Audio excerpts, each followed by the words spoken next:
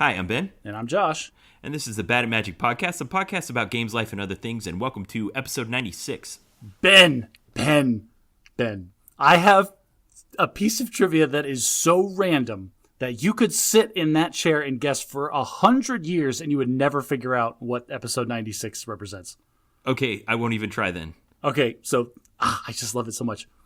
The average weight of the American toilet is 96 pounds. As in, like, without water in it? Yes, as in if you're going to go to Home Depot. If you buy a piece of porcelain in Home Depot. The average weight. Yes, they vary. Some are going to be heavier Why than others. is this even a known statistic? Several sources verified the average weight of the U.S. standard toilet is 96 pounds. Okay. Listeners, you will forever be burdened with that knowledge. There are 4 brain cells in your mind that are useless to you for the rest of your life. You're welcome. All right, Josh, in episode 95, you and I talked a little bit about how in the modern age we have assistive devices that help us with things like loss of vision, problems with vision, loss of hearing, those kinds of things. And in the oddest of coincidences, the very next day after we recorded that podcast, I had my first optometry appointment in like 3 years. You're supposed to go to the optometrist every year, Ben. So say the optometrist. Thank you for that self-righteous comment, but were you not the one in that episode saying that why do we need optometrists to be in the loop here anyway? Yes, that's a valid point. So you went to your optometrist. So I was at the optometrist, and I was sitting there, and she was starting to do the exam on me, and our conversation was running through my head, and I was thinking, I gotta ask her. Hey, so Doc, while I'm in this chair with this giant weird apparatus over my face, justify your job. Yeah, so that's what I did. I gave a few caveats. I'm like, so I have a podcast and all, and we were having this discussion, and what do you think if people thought that they didn't even need you at all? You are the nicest antagonistic person I've ever heard of. Like, yeah. Who asks these kinds of questions? I couldn't help it. So she actually was very sympathetic to it. She says, for 97 to 98% of everybody we see, it's just a matter of doing a simple calculation and producing something and giving it to you. But for that other 2% of the time, it's really complicated. There's potential disease. There's, problems that are difficult to diagnose. For instance, yours. Oh, do you have some horrific vision problem that she used to justify her existence? Yes, I do. I don't think I've ever told you this story, but when I was 3 years old, I made the mistake of doing the thing that they say is very bad luck. That is, I opened an umbrella in the house, and I stabbed myself in the eye with one of the little pointy things on the end of it. Oh, no. Scarred my cornea right across the main part of my vision. You're bad. So that was a very fateful moment for being 3, because when I was acquired into the Air Force, I was supposed to be an air battle manager, but they wouldn't let me do it because of that little scar on my cornea. And every time I go in for an eye exam and they show me the thing and say, is A better or is B better? Is C better or is D better? And I'm always like, I don't know. And I'm like, why don't you get the little thing and look at my cornea? And they're like, oh, yeah. So whatever it is, if there was a machine that was diagnosing me and giving me a prescription, it would be wrong because of that scar on my eye. Okay. So just like trying to zero you into 2020 just doesn't happen. For that eye, you're going to get to like 2030, and that's going to be the best they can do? Right. And if they try harder, it makes it worse. And the prescription they give me is so bad I can't use it. That's interesting. Okay. So they need the optometrist to basically ignore part of the information all of the devices and machines and diagnostics are telling them. So you have and to just kind of wet finger in the air. Somebody that understands the situation realize that the precision is not going to be there, and so they just got to do the best they can because machines are really bad at winging it.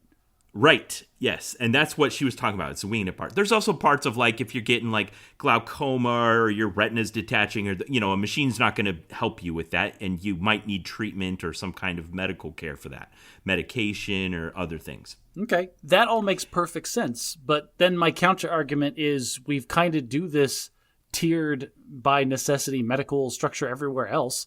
Like if you're sick, most people don't straight go to the doctor anymore. Like I telehealth into like a nurse practitioner or something. The last time I was ill, I went on a Zoom call, and I was on the Zoom call for less than 2 full minutes before the guy Holy cow, that sounds awesome. The guy assigned me. He's like, "Oh yeah, go to your pharmacy. I've got it in the system. We'll get you some like the Z-Pack, the antibiotics, and you'll be fine."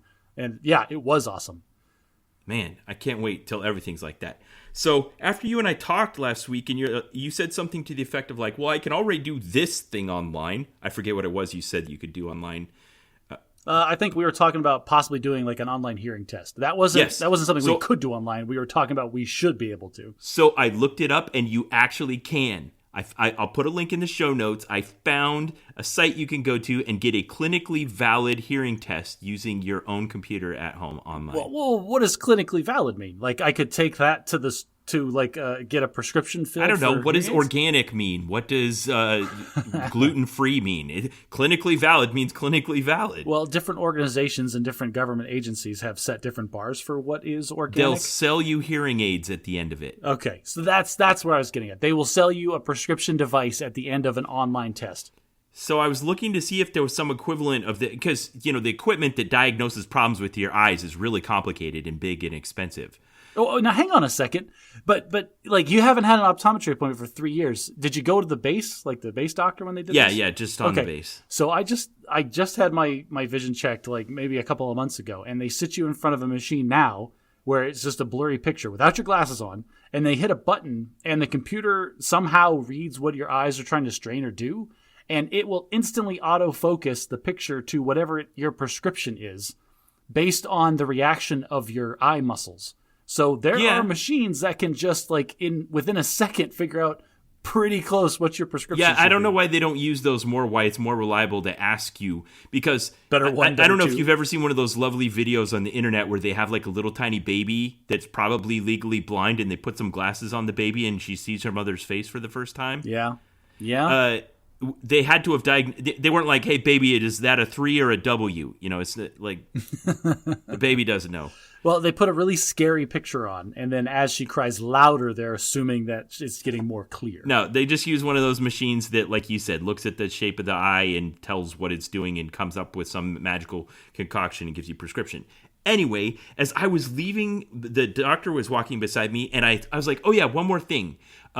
Why do optometrists try to make you buy glasses at the same place you get your prescription? And she kind of went, yeah, that's kind of embarrassing. I think that's one of the toxic parts of our profession, and I don't agree with it. I was like, okay. It's because that's where the money is, Ben. That's where the markup's coming in. Get that sweet retail action going. So I did find one thing regarding that's a brilliant utilization of technology. There's a website that you can basically get it to repeat your glasses prescription if you don't know it or have it. And what you do is they have you download an app to your phone, and then you go to a page on their website, and then you hold your glasses up and hold your phone up behind your glasses, and then it can use the app to calculate your prescription of your glasses. Measure the distortion of the screen or whatever. Yeah. It was funny when I was buying my sunglasses on that website. I'm like, oh, what size do we have to get him? And then there was a little link like, what size glasses do I need? Well, let me start here. And it said, turn on your webcam, hold a standard size credit card to your forehead and stare at it, and we'll measure for you. I'm like, it needed to measure your IPD, your interpupillary distance. Yes, and I mean, I could guess at that. Like I held a ruler up to his face the first time to try. Yeah, but they measure it in millimeters, which I was close, but the webcam. I've done the credit card thing too, and I love that. I love that they know a credit card is a standard amount, so it can just tell the relative distance and figure it out. I love that there was somebody in a room at some point that was like, we've got to think of something. Everybody has to have something on their person that is a standard size that we could leverage here. Yes. And what a brilliant idea to come up with. I love when somebody comes up with an elegant solution to what seems like a complicated problem. And that's a great example of it. We're going to talk about that later, I think. Yes. Speaking of which, Josh, I want to tell you about something that I found out about a few years ago. I've never talked to you about. Have you ever heard of something called the hum? You're not talking about tinnitus, are you? No. Okay. Does tinnitus sound like a hum to you? No, it sounds like really high-pitched E all the time. Okay, this is like tinnitus, but the other end of the hearing spectrum. Oh. Here's how I first became aware of it. Well, other than some depictions in media, which I'll talk about later. I was laying in my bed after we'd gotten settled in England, and every night I'd lay down in my bed and I would hear this sound that sounded like an idling diesel engine. Okay. Just like on the periphery, just way out in the edges. Yeah, but if it was far enough away that you could barely hear it, and it was just kind of rumbling through the floor and the windows and doors and stuff. But I could imagine it so clearly that I felt like if I were to just go outside and start walking toward the sound, I would eventually arrive at some mechanical device that was producing this noise. Well, based on the fact that you're calling it the hum and not an engine that was parked down the street, I'm assuming this was an internal thing. So, this is crazy. I'll read you the first line of the article from Wikipedia. The hum is a name often given to widespread reports of a persistent and invasive low-frequency humming, rumbling, or droning noise audible to many, but not all people. Okay. So every night I'd lay down in my bed and I'd hear this, and every now and then I'd turn over to Alicia. I'm like, "Can you hear that?" And she'd be like, "What?" I'd be like, "That noise. It sounds like an idling diesel engine." She'd be like, "No, I don't hear anything." And some days it would feel louder than others. And I'd be like, "You can hear that now, right?" And she'd be like, "No." That's interesting. So you can hear the hum. Yes. Okay. I love that right now there's 3 types of people that are listening to us discuss the hum. Okay. There's the people that are pointing at their phone and pointing at their significant other like, "You see, it's not me. I'm not crazy." And then it's the other person in the car that's like, "No, you sent them an email or something and got them to say this. It's not real. It's all in your head." And then there's the third person, which works at the CIA, that's frantically like scrambling to call somebody important because like they're on to us. Okay, so this has gotten so much publicity that in 1973 a university did a study on it and found that there was somewhere around 10% of the population could hear this thing. But the weird thing is about it is it tends to be geographically local. So they can't quite figure it out. And this article, this Wikipedia article, has 24 potential causes of all different types. Some supernatural, some physiological, some external, it's craziness. You're just reinforcing my idea that this is like the weather dominator or some kind of mass mind control device that is in metropolitan areas or something. Only some people can hear it. It's centered around high population density. Are you hearing the psychic background of so many people, like affecting like the ether or parallel universe or something? Maybe it's that. Maybe it's some of those things. Maybe it's all of them. Maybe it's none of them. I don't know. There's a lot of skepticism surrounding it. In some instances where they thought it was of mechanical origin, they would be like, well, maybe it's this, giant cooling tower at the Chrysler plant. And they would turn it off and people would be like, nope, still hear it. That's funny. But in some cases, they'd turn something off and the reports would go away. So I'm going to take this conspiracy theory a step further. And I'm going to say that the only people that have really like truly sound isolated themselves and focused and like just gave all that they were to hearing this noise and deducting what it was spontaneously combusted. And so we'll never know what they actually found out. Okay. Maybe you're remembering something you don't realize you're remembering it, but there was a depiction of that. I'll get to it in a minute. Some other potential things were that it's medical and it has to do with the person, but it's like tinnitus in that everybody doesn't have it, but it's a low-frequency version of tinnitus. So rather it being a high-pitched squealing noise, it's this low rumbling sound. Others are spontaneous otoacoustic emissions, as in something in your body, like your pulse, causes a resonant. Oh, okay. I've heard my pulse in my ear sometimes if I'm like laying wrong and it's like pressing my eardrum against a vein or something. Yeah, kind of like that. Another theory is that it has something to do with the jet stream, that it causes basically a resonant frequency with the jet stream moving overhead. There's some that believe it could be a sound emitted by certain kinds of animals. Just that are stalking 10% of the population? Well, there's this fish called the midshipman fish that was believed to be a possible cause of people hearing the hum in West Seattle. You don't live in West Seattle. You don't live anywhere near this fish. I know. I heard it most when I was in the West Country in England. Here's another potential cause. There's an airborne platform called TACAMO that the Air Force uses that has this it's like a mile-long antenna that they run out the back of the plane that they use to communicate. I've heard about that. They can send like 3 bits a second or something to anywhere on the planet.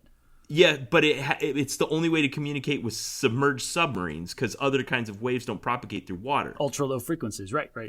Yes. So it was this that was the source of an episode of The X-Files back in 1998. I'm assuming you've watched all of The X-Files. I've not watched every X-Files, no. Okay. Well, this episode was called Drive, and there were these people that could hear this hum that Mulder eventually found out that was being caused by ELF waves being emitted by the government. Nice. It's always the government. Yeah, well, it would make their heads explode or whatever, unless they drove fast enough or whatever. It was, it's been explored in Unsolved Mysteries, on Live Science, on BBC Radio, and there was an episode of Criminal Minds about it. Anyway, now you know about the hum. That's so weird. Like, just, oh, hey, there's the thing that happens. Nobody knows why, and there's wild speculation about it. So there, and just pull the pin on that hand grenade, throw it into every car of the listeners that are listening to us right now, and then just walk away like, oh, I just wanted to throw that out there. So listeners, if you have ever heard the hum, go on our Facebook or go on the subreddit and weigh in, because I want to know if there's other people like me out there that have heard the hum. This is just one more way that we're opposite. Like, I'm taking this as no. You have the tinnitus, which is a high pitched ringing noise. Yes, I have a constant high pitched ringing all the time, and you have the hum, which is ultra low pitch. Like, why do we get along, Ben? Like, we're the opposite poles of a magnet. Like, we shouldn't. This shouldn't work. Well, let's talk about something else like that. So I've had this concept for a long time, but I realized it when you told me something about what you were going places with your families, So you and Nicole have 2 kids, and there are, by my count, 15 possible groupings of those 4 people. Oh, okay. Just if you're going to pair them off or do groups of 3. Right. Pair, groups of 3 or singles. That makes 15. So you've at some point or another pretty easily achieved all 15 of those groups. Are you talking about permutations or because one of them is mutually exclusive, or combinations? Yeah. Yes. Yeah. Okay. So in my family with 8 people, if I'm doing the math right, the number is 255. That's a lot. It's so many that I don't know that we've ever actually done them all. And every now and then when my wife and I are out doing something and we'll look around and we'll be like, me and her and 3 kids in the car, and I'll say something like, I don't think we've ever had this combination before. Well, that's interesting. That makes me want to boil you all down into like 5 essential statistics or like character traits or something, and then we could put it on a bar chart. And then any combination of the group, like you would really like, oh, this combination of people, like the main interest is actually shifted away from gaming and more towards history. So maybe we should focus on that for this outing. Yeah. So, I mean, it's pretty obvious how easily you would get all of them in your family. Like you and your wife had one of the kids, you and your wife had the other kid, and so on. One grown up and 2 kids, the other grown up and 2 kids. All 4 of you, just one of you. I'm sitting over here and I'm sketchy on the math, bro. Like I don't think it's 15. It. So if there's 4 people, 2, 3. Well, don't start counting. That doesn't make any sense. If there's 4 people, then the first one is all 4 people. Okay. And then if you're going to have just 3 each people, one of you by yourself. Each one of us by ourselves, that's 4 more. And then so you're up to 5. And then exclude, like groups of 3, exclude one person. That's 4 more. That's 4 more. Okay, and then so you're up to 9. And now we got to go binary counting. So me, my wife, me, my son, me, my daughter. That's 3 more. My wife, my son. That's 2 more. My wife, my daughter. Dang it! You are right. That is 16. Okay, so and if you do that with 8 people, you get 255. So, I'm not going to check that one. Yeah. Anyway, there's sometimes very natural. There's the most common permutations that come up just because. Oh, this is interesting because we can now, like, if you started charting this, you could realize who you are subconsciously avoiding in your own family. You kind of get what I'm getting at with this. Then there's the ones that like don't happen naturally unless something happens in your life, some circumstance, some weird thing. Like this day, the high schoolers were doing standardized testing, but the elementary school kids weren't, or whatever, and we ended up with just these 4 people.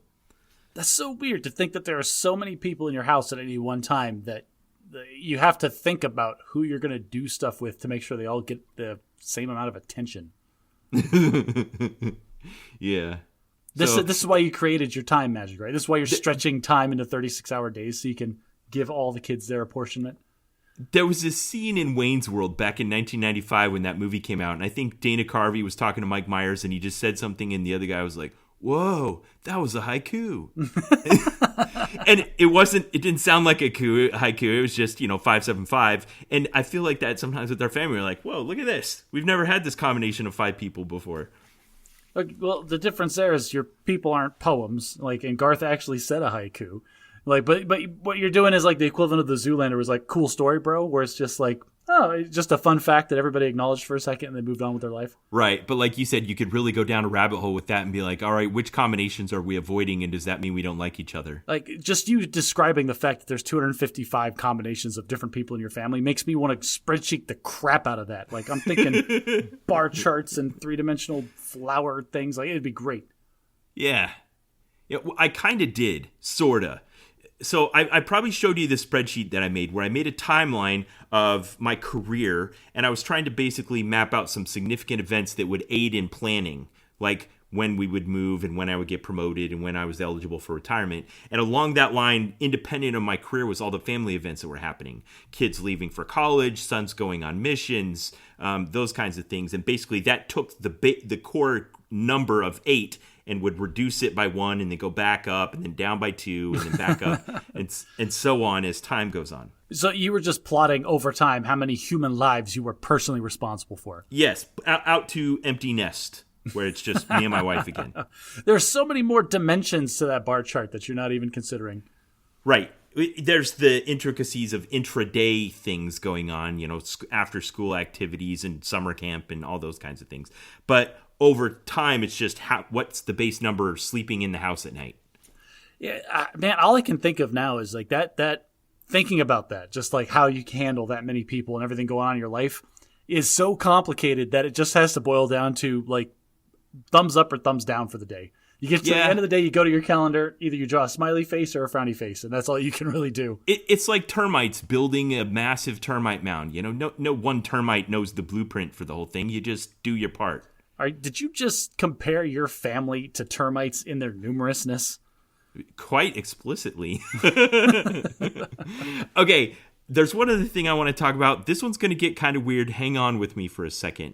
I'm guessing that our audience is probably familiar with the YouTube personality that goes by the name Brentalfloss. Brent Black. You've seen his stuff. I'll put a link in the show notes. One of his things he's most famous for is his series of videos called If Blank Had Lyrics. And he'll pick like a famous video game song and then sing some wacky lyrics that go along with the music from your favorite video game that kind of tell a silly story about your video game. Okay. Probably my favorite of his, link in the show notes, is what he calls the Tutu Blues. And it's this song sung from the perspective of Mario in the original Mario Brothers music, where it sounds like the music when he's swimming in the ocean, in the sea. Da, da, da. Yeah, that one. That one. But he's singing about how whenever he gets to the castle, the princess isn't there and she's breaking his heart. Oh, Mario's just, oh. It's really good. Anyway, he's been doing that kind of thing for years and doing weird little side projects on the side. He does gaming cons and he does little albums that he's released and sold. He has 2 games that have come out for the Nintendo Wii and other platforms, one of which my family loves to play. It's called Use Your Words. It's a game where it shows you like a kitschy old-time free open rights video, and then you come up with funny captions for it, and then you vote on whose captions are the best, and you get points and win if you make the funniest jokes. Okay. He has been doing a labor of love for the last 8 years, and he has now created a musical that is a parody of Star Trek called Khan the Musical. Oh Lord. Okay. And it's opening off-Broadway in 2 weeks, and it's going to play for about 5 weeks in New York City. I'm shaking my head because this is where our high art has gone, Ben. We've gone from like Tick Tick Boom guy, I forget his name, but like giving everything that he had his entire existence to like his craft and like sacrificing relationships and financial prosperity because he just wanted to give birth to this artistic vision and share it with the world.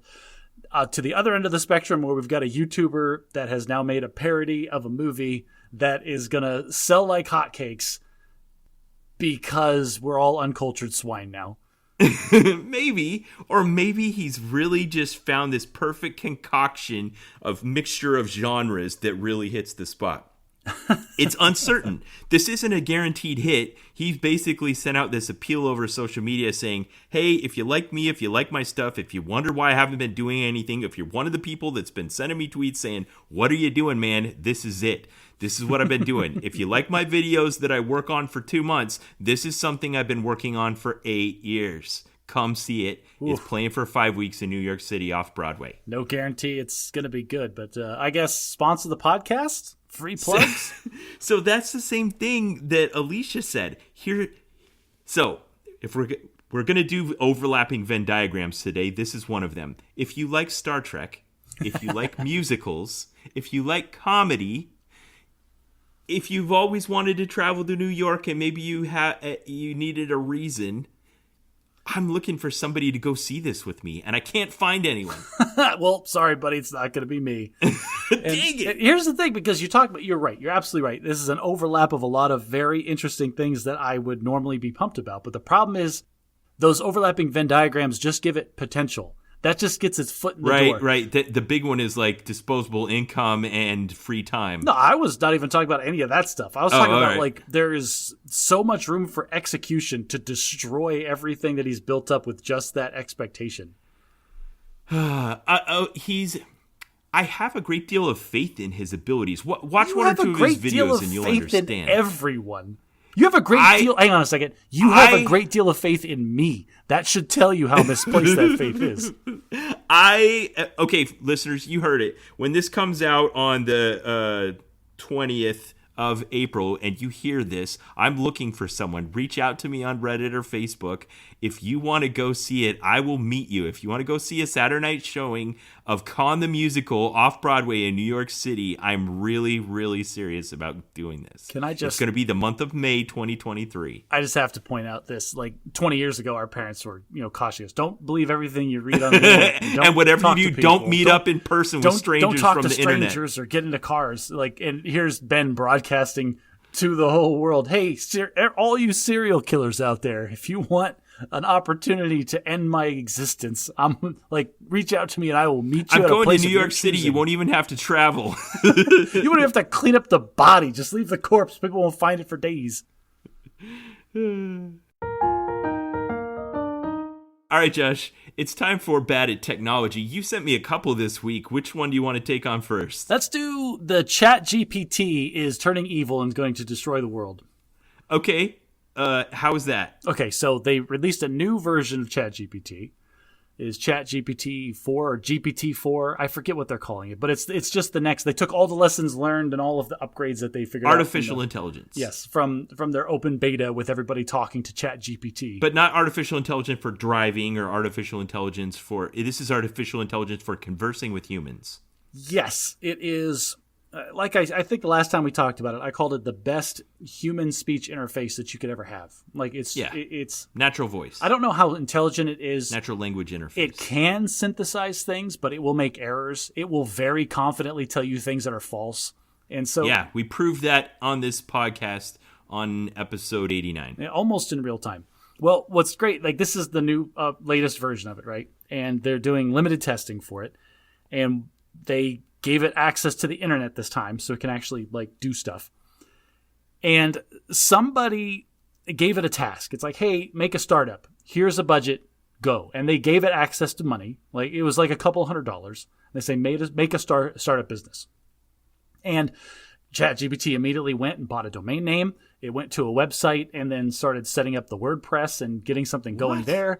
But then it ran into something where it was trying to set up one of those direct.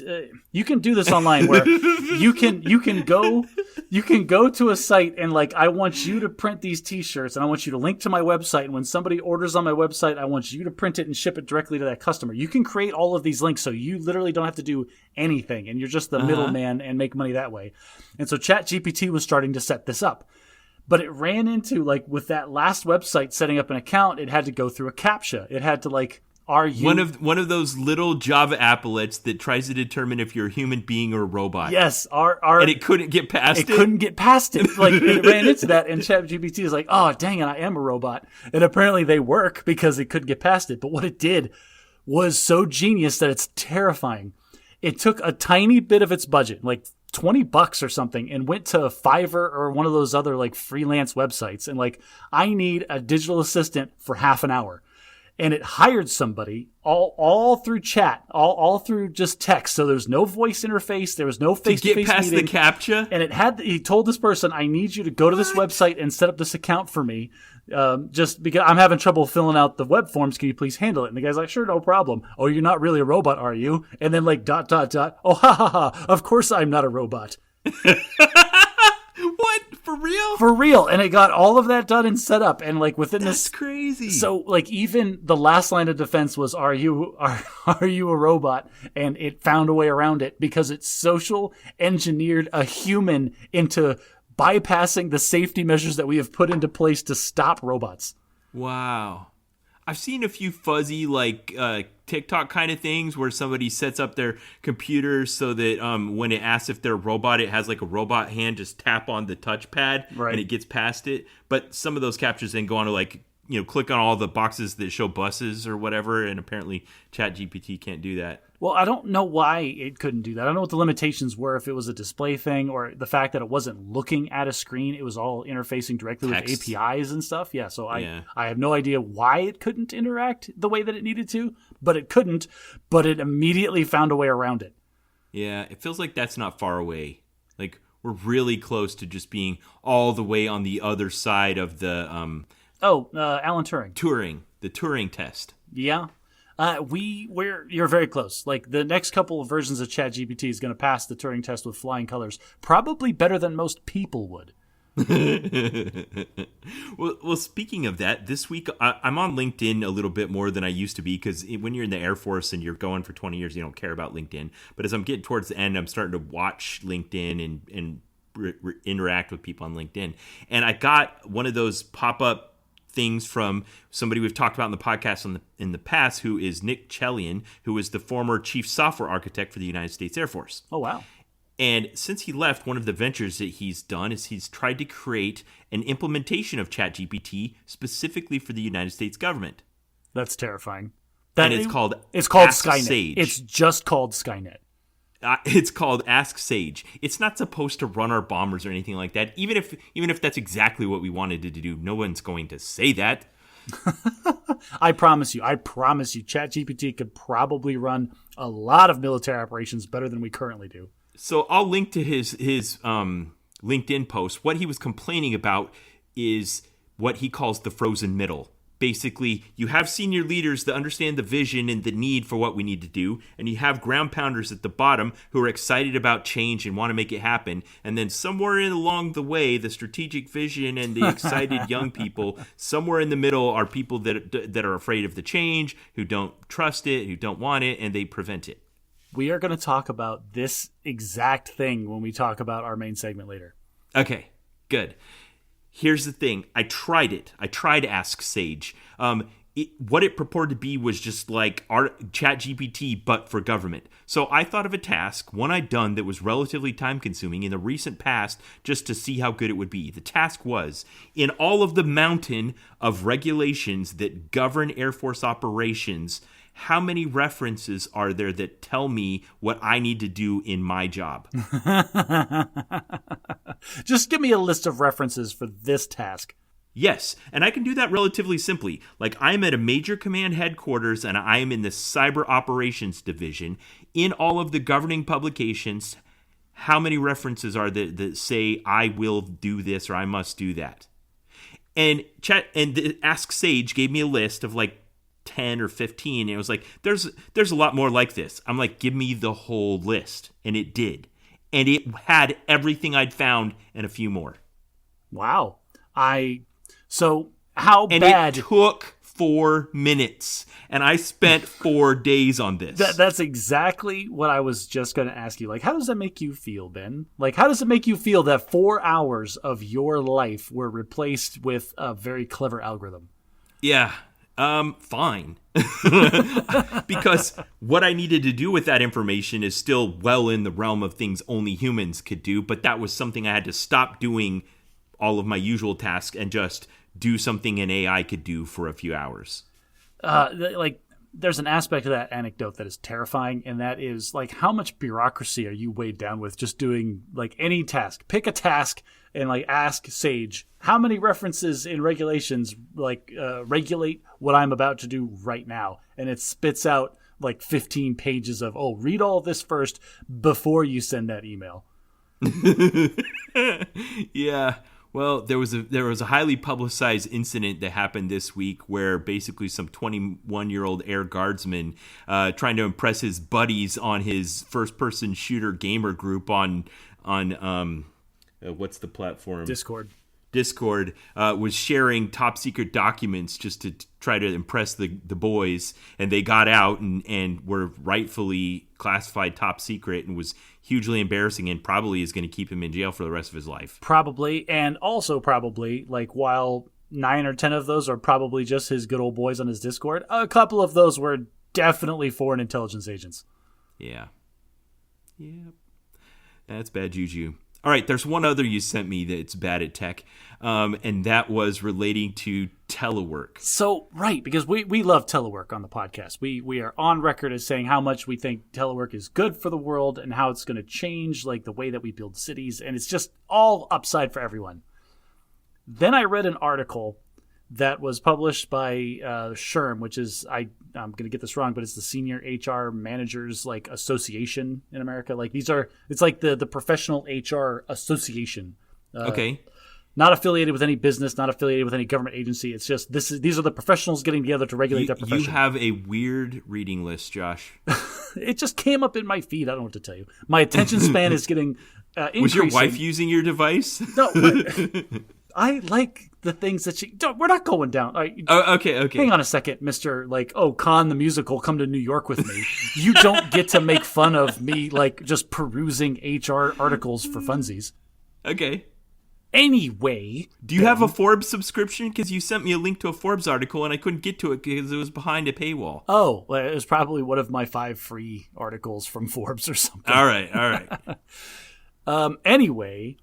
When I read this article, what it talks about is telework. I was like, telework is great. And employees are increasingly demanding to telework from home more and more often. They want, that's the way the industry is going. COVID showed us we could do it. Everybody wants to work from home more, not less. It's not going away. But then they flipped it on its head and now let's think about this for a second. If you can 100% telework into your job with no problems, what is stopping your employer from outsourcing your job to another country to somebody that has just as much expertise and they're going to pay them 40% of what they pay you? Yeah, talk about throwing an entire market utterly on its ear.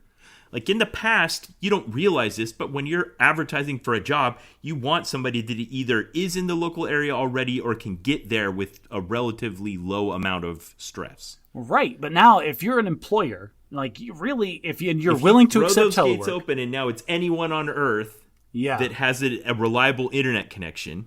So I read this, and they said even there was a big company, there was a CEO that somebody wanted to work from home more, and instead they let that person go. They outsourced their job to another country, and they overall ended up saving money. And that got me thinking, they're not telling the whole story here because, say, for example, that wouldn't work for a small business like the one that I work at. There's 4 people, including the owner, right? If you hire somebody, even teleworking from overseas, there's a bunch of legal and financial overhead that you are accepting. There's a bunch of red tape and bureaucracy and nation-state governments that you have to deal with to make sure all the taxes are getting paid right that my boss for 3 people probably isn't willing to accept. However, right, but those are soft barriers. Those aren't hard barriers. You're right. But then I'm just thinking about the financial, the amount of time and energy and money that she would invest into the additional overhead probably wouldn't make up for the difference in the salary that she would pay that person. Now, but if you think about that same setup with a multi-million-dollar company where we can outsource these 1,000 people, have them full telework from another country, and maybe we have to hire one full-time person locally to actually administrate all of the extra overhead. we're probably still going to save a ton of money on that. Okay, so we've been doing this for a long time. You know this, right? Oh, yeah. Call centers have been outsourced to overseas. Okay, that yeah. was So I did this firsthand. Okay. As I was getting ready to graduate from college, I was also working a full-time job for a contract company that provided telemarketers and teleservices for major companies. At the time, I was working for Microsoft, doing technical support for Microsoft Word and SharePoint. So if you're a personal user and you bought one of those Microsoft products and you needed tech support and you called someone, you might talk to me or someone I trained. If you are a household user and you bought SharePoint, like you're on a whole other level of, I don't know, productive or crazy. I'm not sure. Yeah, but this is back in 2001. So in 2001, basically Microsoft was already starting to crunch those numbers. And I think the limiting factor at the time was simply like overseas communication data rates. And as the internet became more ubiquitous and decentralized all of that, it just became nominal to have it be anywhere on Earth instead of needing it to be in the States because of long distance phone charges or whatever. Yeah, as long as you have consistent, reliable bandwidth of X amount, it doesn't matter where you are.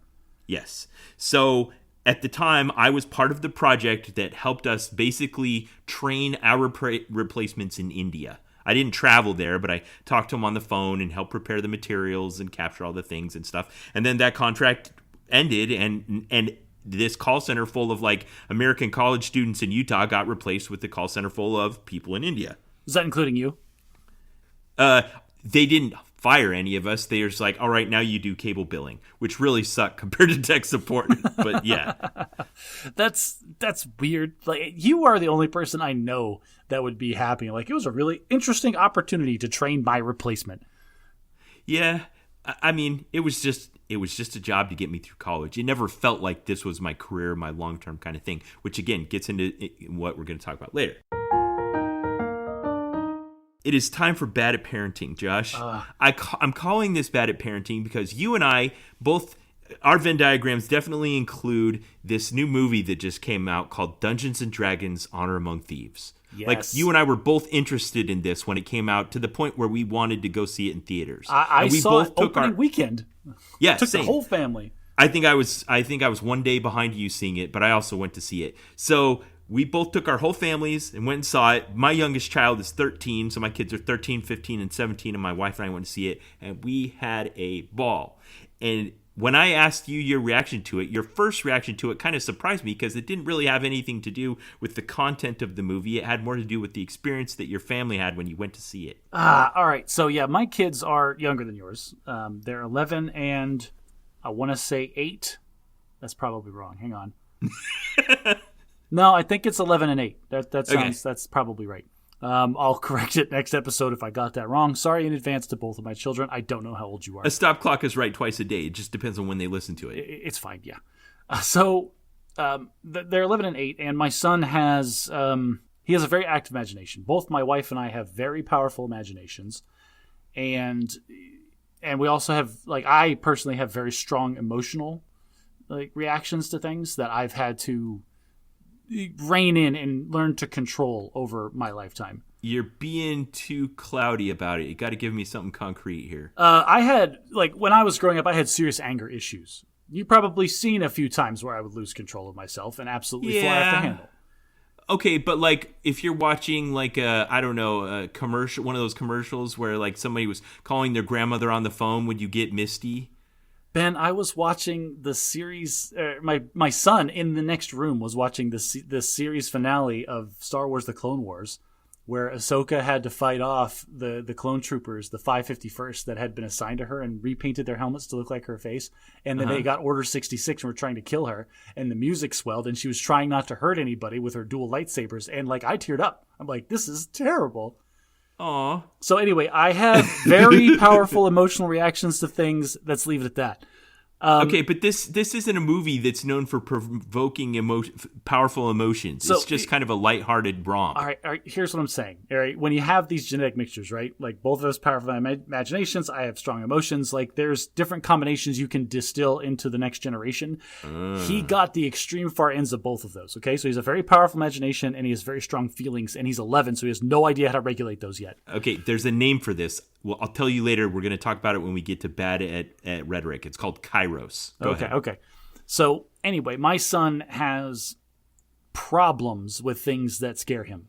Anything that makes him feel any level of stress really can tilt him and screw him up.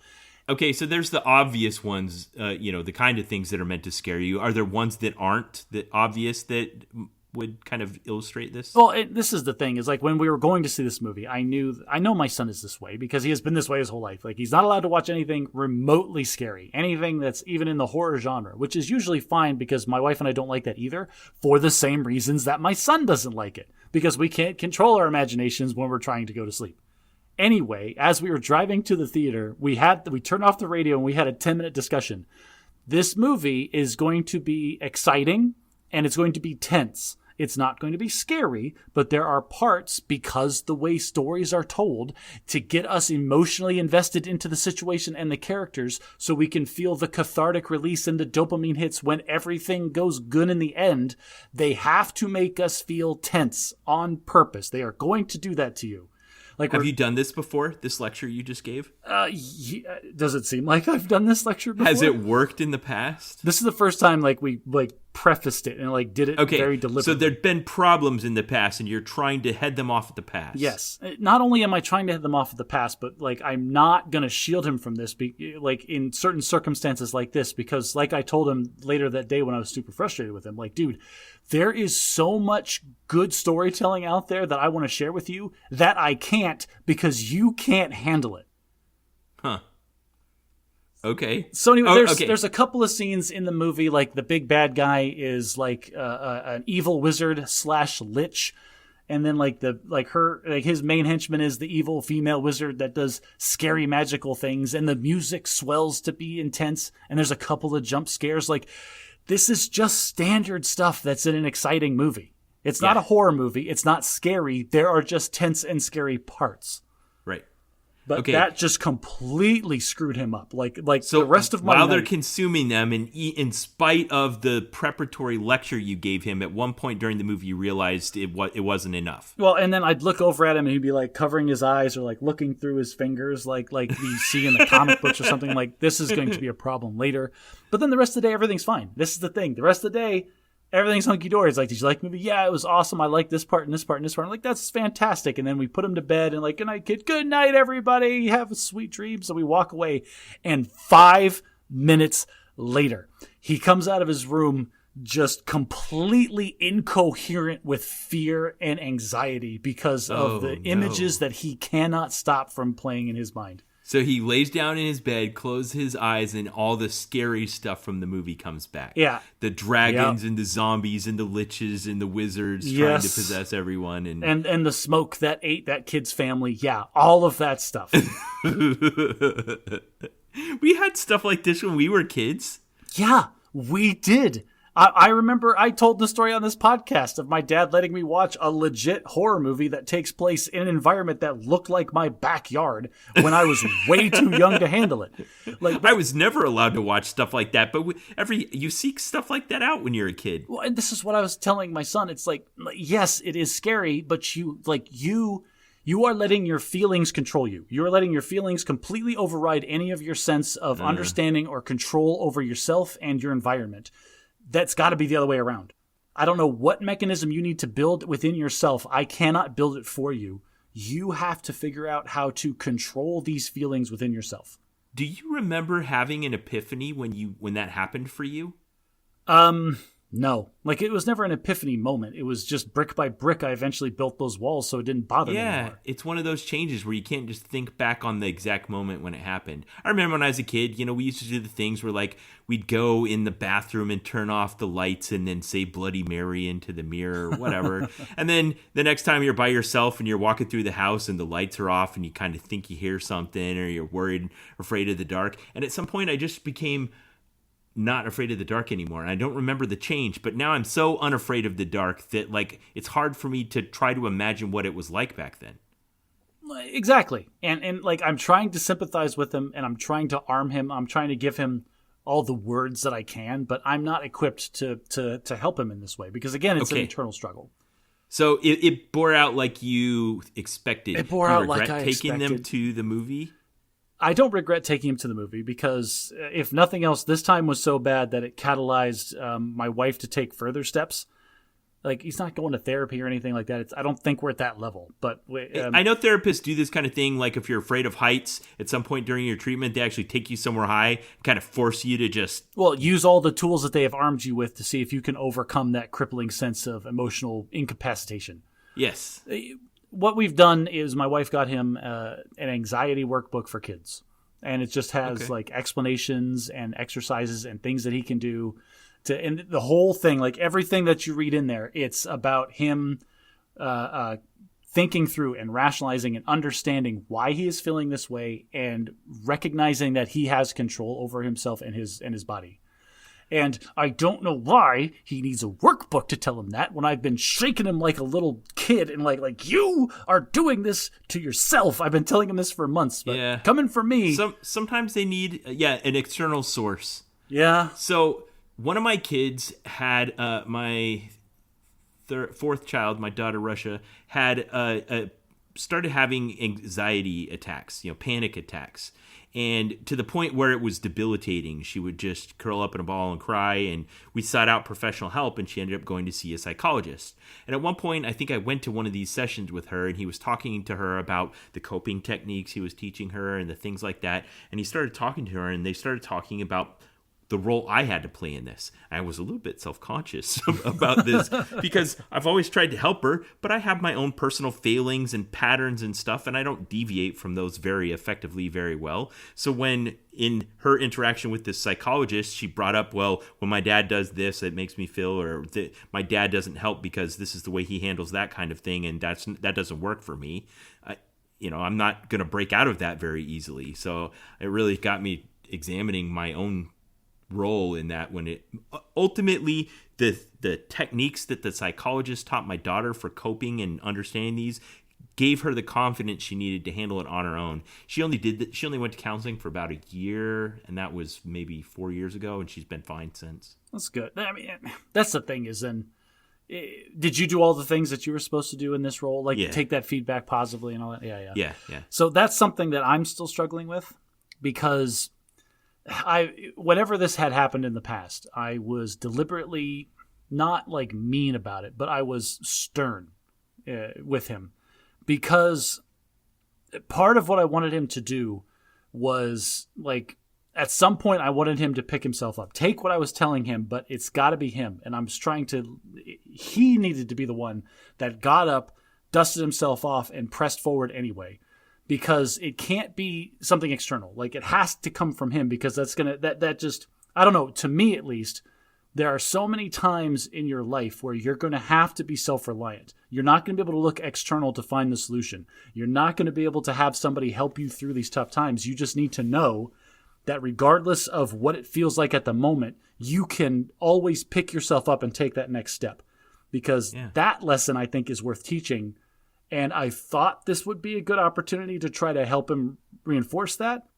But from the other side, it just looks like I'm uncaring. It just looks like I don't care about his feelings. You put him in danger, in psychological danger, and he wasn't prepared for it? Well, just when he's coping. Like when he's in the situation and calling out for help, and I'm telling him, I can't help you. You need to help yourself. That can seem callous. You didn't know what the specifics were going to be. You just kind of had a general feeling of things like this in the past and what it was going to be like. Maybe you'd seen a trailer or two. I'd seen a couple of trailers where I knew there was going to be a couple of like creepy jump scares. Like, again, and I was telling him on the way, this is not a scary movie. I would not take you to see a scary movie. Sure. But I know him, and his again, the imagination and he is so easily triggered this way. Like, there are things that we watch that are like 100% animated, like cartoon shows that'll have creepy scenes that freak him out, and it's just like this is for kids, and this is this makes me a bad parent. But I told him like he's like having this like breakdown, and I'm like, you're 11 years old and a boy. Your 8-year-old sister is sound asleep 2 rooms over because she has no problems with the exact same thing that you saw. Okay. I have a real quick story related to this I want to tell. When my oldest son was 11 years old, we had something where we did something that stressed him and pushed him to his limits, and it got out of control where I didn't intend for it to be like that. So when we lived in Colorado, I'd taken my kids skiing maybe 2 or 3 times to relatively easy, low-end places where they'd been able to develop a little bit of skills and build some confidence. So one time there was one of the places, I think it was Copper Mountain, was having a special for families in the military, and my wife didn't want to go, so I took my 3 oldest kids, who at the time were 11, 9, and 7, or something like that. Maybe they were 10, 8, and 6. Listeners, we're dads. We don't know how old our kids are. So we got them and all dressed up in the right kind of gear and equipment on, and we took the lift up to what I thought was going to be an easy way down where I'd be able to just have the opening run of the day. This is our first run down, and for whatever reason, we turned right when we should have turned left, and we ended up on a run that exceeded the difficulty of the children's capability. You threw your kids off the side of a mountain. Dang it, Ben, you're such a terrible person. And honestly, Josh, I swear I looked at the map. I thought we did this right. I did not do this on purpose, but whatever reason it was, there wasn't an easy way out. You can't just be like, whoops, we went down the wrong way. All right. We just need to make it down this one time, and then we'll make sure we don't do that again. But we got to get down. So the problem I had was my oldest son was having a lot of anxiety about the physical danger to the point where he was not progressing. He would just try to go a little bit and feel out of control and fall over and then not get up. My second son had remembered enough that he was doing all right, but then he started getting too far ahead, and my daughter was too young to even do it at all, so I was holding her between my legs basically and skiing with her just right in front of me. Oh, and that's when, dude, you need to knuckle up because I don't have the capacity. Yes, that's exactly what happened. So my second son, 8 years old, starts disappearing over the horizon. I'm yelling at him and he's out of reach. Yep, because that's what 8-year-olds do. I don't have any way to find him. It's long before Child Tracker. Right. I don't got any way to find him. So I got to go after him. So I tell the older son to get up, and he's like, no, I can't. He lays there, and I'm like, fine, don't move. I'm going to get your brother. So I take the 6-year-old, and I ski down after the 8-year-old, and I get down, and he's just gotten to the lodge, and I give him his sister. I'm like, you guys stay here and don't move. I got to go get your brother. And it's like a midway down the mountain lodge, so there's no lift. That's terrifying, just leaving an 8-year-old and another kid. Did you at least tie the leash to the meter outside first? This was a parenting disaster of epic proportions, Josh. I was unprepared. I didn't think it through. I didn't have a plan. I really screwed up. Were the kids at least wearing waterproof clothing? Were they warm? Yes. Okay. They're wearing waterproof clothing. It wasn't snowing. It wasn't that cold out. I'm like, you two wait here. I got to go get your brother. I'll be back. The sun was setting. It was starting to sleep. You could hear the wolves howling in the distance. So I take off my skis, kind of put them over my shoulder, and start hiking up. My 10-year-old is out of visible reach. I got to walk farther than I can see. Just call ski patrol, man. There's a psychological barrier there for me, but yeah. Would you have called ski patrol? If I had 2 kids that young that I had to, the option was leaving them alone to go get the kid that was supposed to be old enough to get down, I'd have called ski patrol and be like, I don't know where he went. He's up there somewhere. They could follow the instruction of stay right here at the lodge. I don't trust my 8-year-old to understand don't flip the bird at people. My 8-year-old is a Tasmanian devil. Okay, but my perception of my risk assessment in that moment was this is low risk to leave these 2 here. They will probably be here when I come back, whereas that kid might freeze to death if I don't get him. Right. So I threw my skis over my back and hiked up the mountain, and he was still laying in the same spot, crying so much that his nose was running, down his face. Oh, frostbite now. You see? Yeah. So I'm like, all right, it's just you and me. Let's go. Get up. But you got to do it yourself. And he would go a little bit and fall over and go a little bit and fall over and be like, I can't. So I did that thing just like you're describing.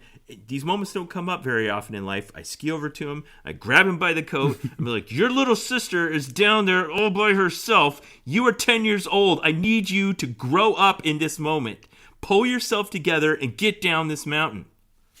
And I feel like that is a lesson that dads are supposed to impart, right?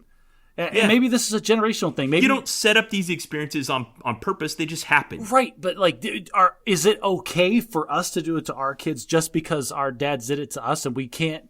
Like, as we grew up, you and I, we're older now.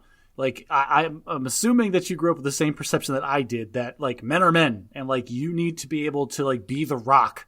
And there's no way to be the Rock without just being the Rock. And I need you to do that.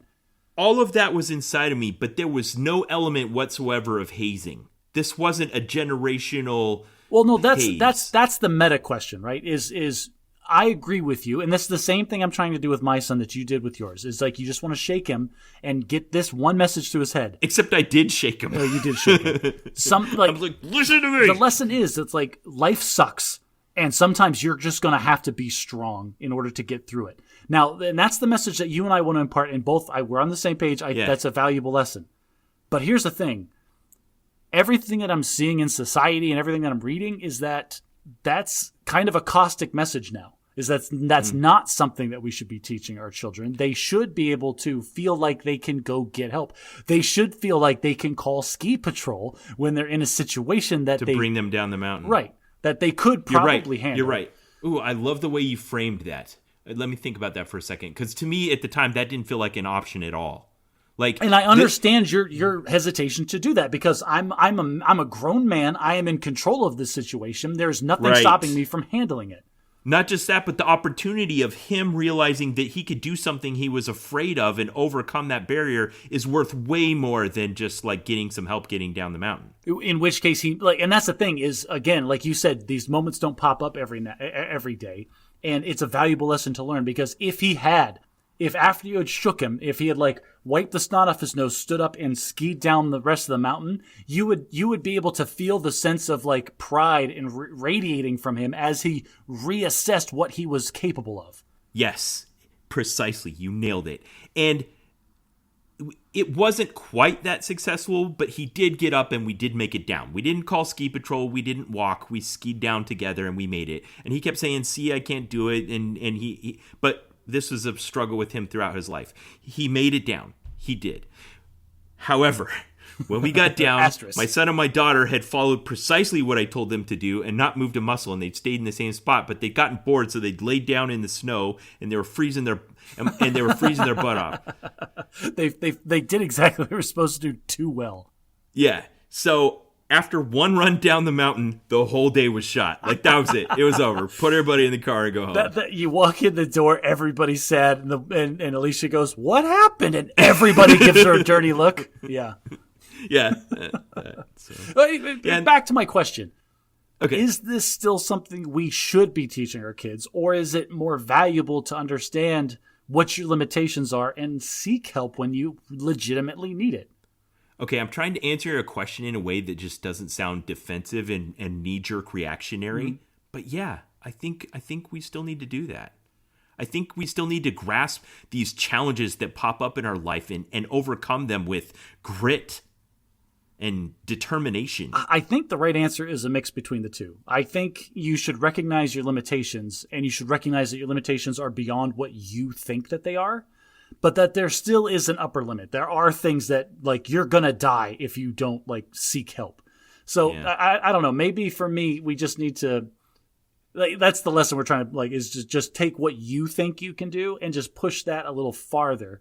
Because then in these tense situations, you know that you can push yourself beyond your limits, if even just for a short while, before you need to go seek outside assistance.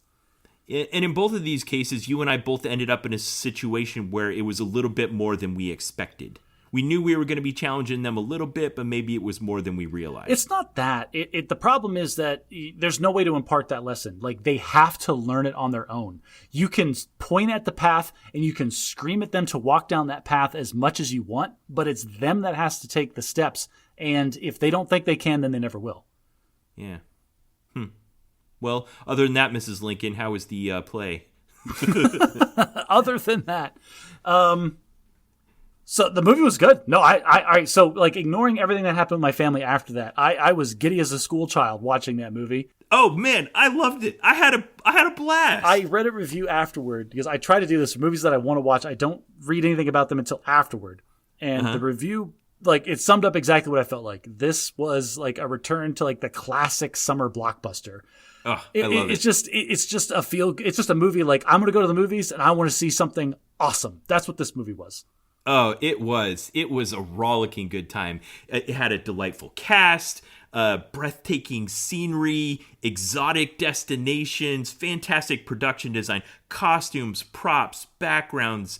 They did world building, dazzling special effects, engrossing story. It had everything. I loved it. And not only that, but like attention to detail. Like they used practical visual effects when they could have done CGI and made it a little cheaper. But I appreciated the practical. They tried to stay really true to the actual. This is stupid, and nobody in the theater caught it. But well, actually, that's not true. I'm the only person in my family that was paying attention to the mechanics of Dungeons and Dragons and making sure what they were doing was lining up appropriately. And it was good enough that I let them get away with a couple of things. Okay, listeners, if you're not picking up on this, Josh and I are doing something unusual here on the Bad Imagine podcast, and that is we're not spoiling in this movie. I think we both liked it so much, and it's still new enough that if you're listening to this podcast and you've not yet seen Dungeons & Dragons Honor Among Thieves, we're not going to spoil it. This is going to be a spoiler-free review on our part. Honestly, yeah. Like, it's still in theaters. If you haven't seen it and you listen to us, like, go see it. Yeah, what are you doing? Go see it. Okay, and it'll be out, for on-demand streaming at home or whatever very soon. So, how can we talk about this without spoiling it? I think what we can do is what you were just talking about. Let's talk about what happened in the movie in the context of what it was supposed to be portraying, which is the universe and characters and mechanics of the game Dungeons & Dragons. Okay, so from the outside, a game of Dungeons & Dragons is you have one person that's running the game, and then you have a handful of players that are playing it. The Dungeon Master. And they're typically called the party. Yeah, you have the Dungeon Master and the party. So, like, there's no Dungeon Master in the movie, obviously. That's just what's happening in the world. We can abstract that person away as everything that's not the main cast. So I guess we just have to talk about our players. Okay. So this party, over the course of the film, there was probably, 3 or 4 different constitutions of party at one point or another, but there was one main party. There was 4 characters. Yes, there was the 4 characters. There was Chris Pine. This is we started off at the beginning of the movie. Like, again, no spoilers, but we started off with Chris Pine, who is our bard. He was a human bard. A human bard who also belonged to a guild called the Harpers. The Harpers Guild, yes. This is a thing. Can you explain that to me? Because that's something I think if you're a Dungeons & Dragons player, you might know a lot about, but I didn't. Yeah, the Harpers Guild is... So that's one thing that's great about Dungeons & Dragons is they just... If you're the Dungeon Master, they just drop story on you. It's like, hey, you want to make your games interesting? Here's a bunch of random stuff that you could drop in for no reason. And the Harpers Guild is... Think of it as like a third-party espionage organization that their goal is to just make the world a better place. Okay, so they're secretive and think of like they don't answer to the regular authorities, but their goal is goodness. Think the Kingsmen, those movies where it's just like top secret spies doing secret spy organization, stuff. But there to preserve order. Yeah, something like that. That's what the Harpers are. Okay, so you got a human bard who's the leader of the party. Is that the consensus? So, yeah, Chris Pine kind of played the lead, and it's more accurate, I think, to call him the face. So in every good party, you have to have somebody that's good at interacting with other people because you're going to have social interactions or diplomatic things. Or you're going to have to speak a lot. And the face is the person that's good at talking to other people. And I think that's what Chris Pine's role was in this movie. Like, he was the one that, like, brought everybody together and, like, coming up with the plans and, like, would talk to any of the third parties that they needed to interact and deal with. One little nitpick is bards in the game are spellcasters, and they do have magic. He didn't have any magic in the movie. I saw some of this on social media of true fans arguing about whether or not he was actually a bard. He was, and I'll tell you why. Because the key thing that bards have in the game is called bardic inspiration. And, like, mechanically, you can, like, literally pick up a physical dice and hand it to your buddy and be like, here, this is important. I want you to have extra. I'm going to inspire you to greatness so you can roll a little bit higher. And he needs to roll those 2 dice instead of just 1. Got it. So thinking, just me telling you that, I'm seeing it dawn on your face, like, constantly through the movie. He totally did that throughout the movie. Yeah, he's pumping up his team and making them do better than they could on their own. Okay, I love it. I love that. Folks, this is why you listen to the Bad at Magic podcast. Okay, so we got the human bard, Edgin, played by Chris Pine. He's doing bard things. You convinced me. His next friend is Holga, a human barbarian played by Michelle Rodriguez. She was awesome. She was awesome. It was I love that they cast this party member as a female, first of all, because females can kick butt too. She's the muscle. Yeah. But a barbarian is a frontline fighting person. And what's great about barbarians is they're all offense. Like, you think of a paladin or like a fighter. They've got like shield and armor. She's not worried about armors and shields and stuff. The best defense is a good offense. I'm just going to kill everyone in front of me before they have a chance to hurt me back. Okay, great. I love some of the personality quirks they gave her too, though. But that's what's great about a D&D campaign, right? Everybody, you get to make up the not just the stats of your character, but the personality. This is touching on like taking a step back for a second. It felt so many scenes where like just the party members are talking to each other and like making the plan, what the next steps are going to be, or just reacting to the situation as it evolved. That felt so very Dungeons and Dragons, because if you've ever played D&D, it's a comedy game at its core, because we're all just trying to entertain our friends. And so all the little human interactions and the things that you're saying to each other as crap is happening felt so real. I think that's what made this movie so successful, because if you ask, what's at the essence of your favorite Dungeons and Dragons campaign you ever had, it was, I had a good time. Yeah. You know, I had a laugh. We did creative things together. We discovered something. We stressed ourselves. We tried something new, and we came away from it, and everyone felt enriched. There's moments that'll happen that you can't create in advance. Like, they just happen spontaneously. Serendipity. Yes, and those are the high points that you remember. It's like, we're all being held hostage. I'm going to look around. What do I see? Oh, fruit baskets and some random stuff sitting around. It's like, okay, I'm going to throw a potato at him. Like, that's the crap that you remember years and years from now. No spoilers. Okay, so the third member of the party is kind of an unwilling member, who is Simon, a human sorcerer, I guess. Correction, sir. He even brought it up in the movie. He's a half-elf. Yes, a half-elf sorcerer. Half-elf sorcerer. Okay, great. He looks very human, but he's got the slightly pointed ears. Yeah.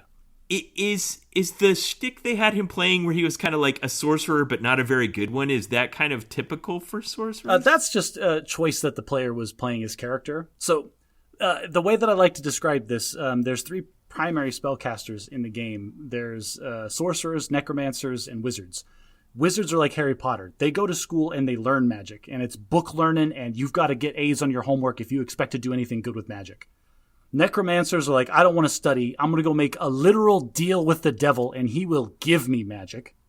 Okay. Sorcerers they just have magic. There's magic in them, and they have to manifest it and get it out. Okay, they definitely portrayed that in the movie. It was like his family heritage. Yes, like there was just magic in his family, and it was just in him. He didn't have to go to school to learn it. He did know about magic, but that's not the source of his magic. Okay. And specifically, I'm nitpicking. What about wizards then? Did you say that already? I did say it. They were the book learned ones. You started with wizards. Yeah. Wizards, necromancers, sorcerers. Wizards, I said necromancers. That's not right. It's warlocks. Warlocks. Ugh. All right, man, there are people screaming at their podcast player right now. Warlocks. No, but one specifically, he's a wild magic sorcerer, which is like a flavor of sorcerer. And that is, there is a tiny chance every time he channels his magic from wherever it comes from that it won't work the way that he expects it to, and something crazy will happen. Okay. And this happened a couple of times in the movie where he was trying to cast like a little spell, and then all heck broke loose, and it was awesome. Yeah. Okay. And then they finally realize they need someone else, and they add a tiefling druid. So this is a minor nitpicks only. I think it's just because this actress, who did a very good job playing her kind of antisocial tiefling, which tieflings are kind of antisocial because they look like devils. They have tails and they've got horns, and people don't like them. So it would make sense that she's not a very personable person. Okay. But tieflings are typically like a very vivid color, like either blue or green or red, or but I don't know. She had pale white skin and bright red hair and horns. She was a ginger with horns, but like, I mean, okay, I get as terrifying as that sounds to some of our listeners. Like and she was aligned with nature, and that was the source of her complaint, which is why she allowed herself to be swept up into this party. Yeah, she had her own thing going on. Like, this happens all the time. is you have players that are very into the role playing, like, well, why would my character ever choose to do this? And they've really got to kind of stretch to like, well, your character wants to do this because we're playing Dungeons and Dragons, and it would be better if we were all playing together instead of two separate sessions. You can't just go off on your own. Come on, work with us here. Yeah, exactly. And so that's why, like, when she, like, it felt really, like, almost artificial, like, okay, I guess I'll come along. I'm sitting there in the theater like, yep, that's perfect. That's exactly what would happen.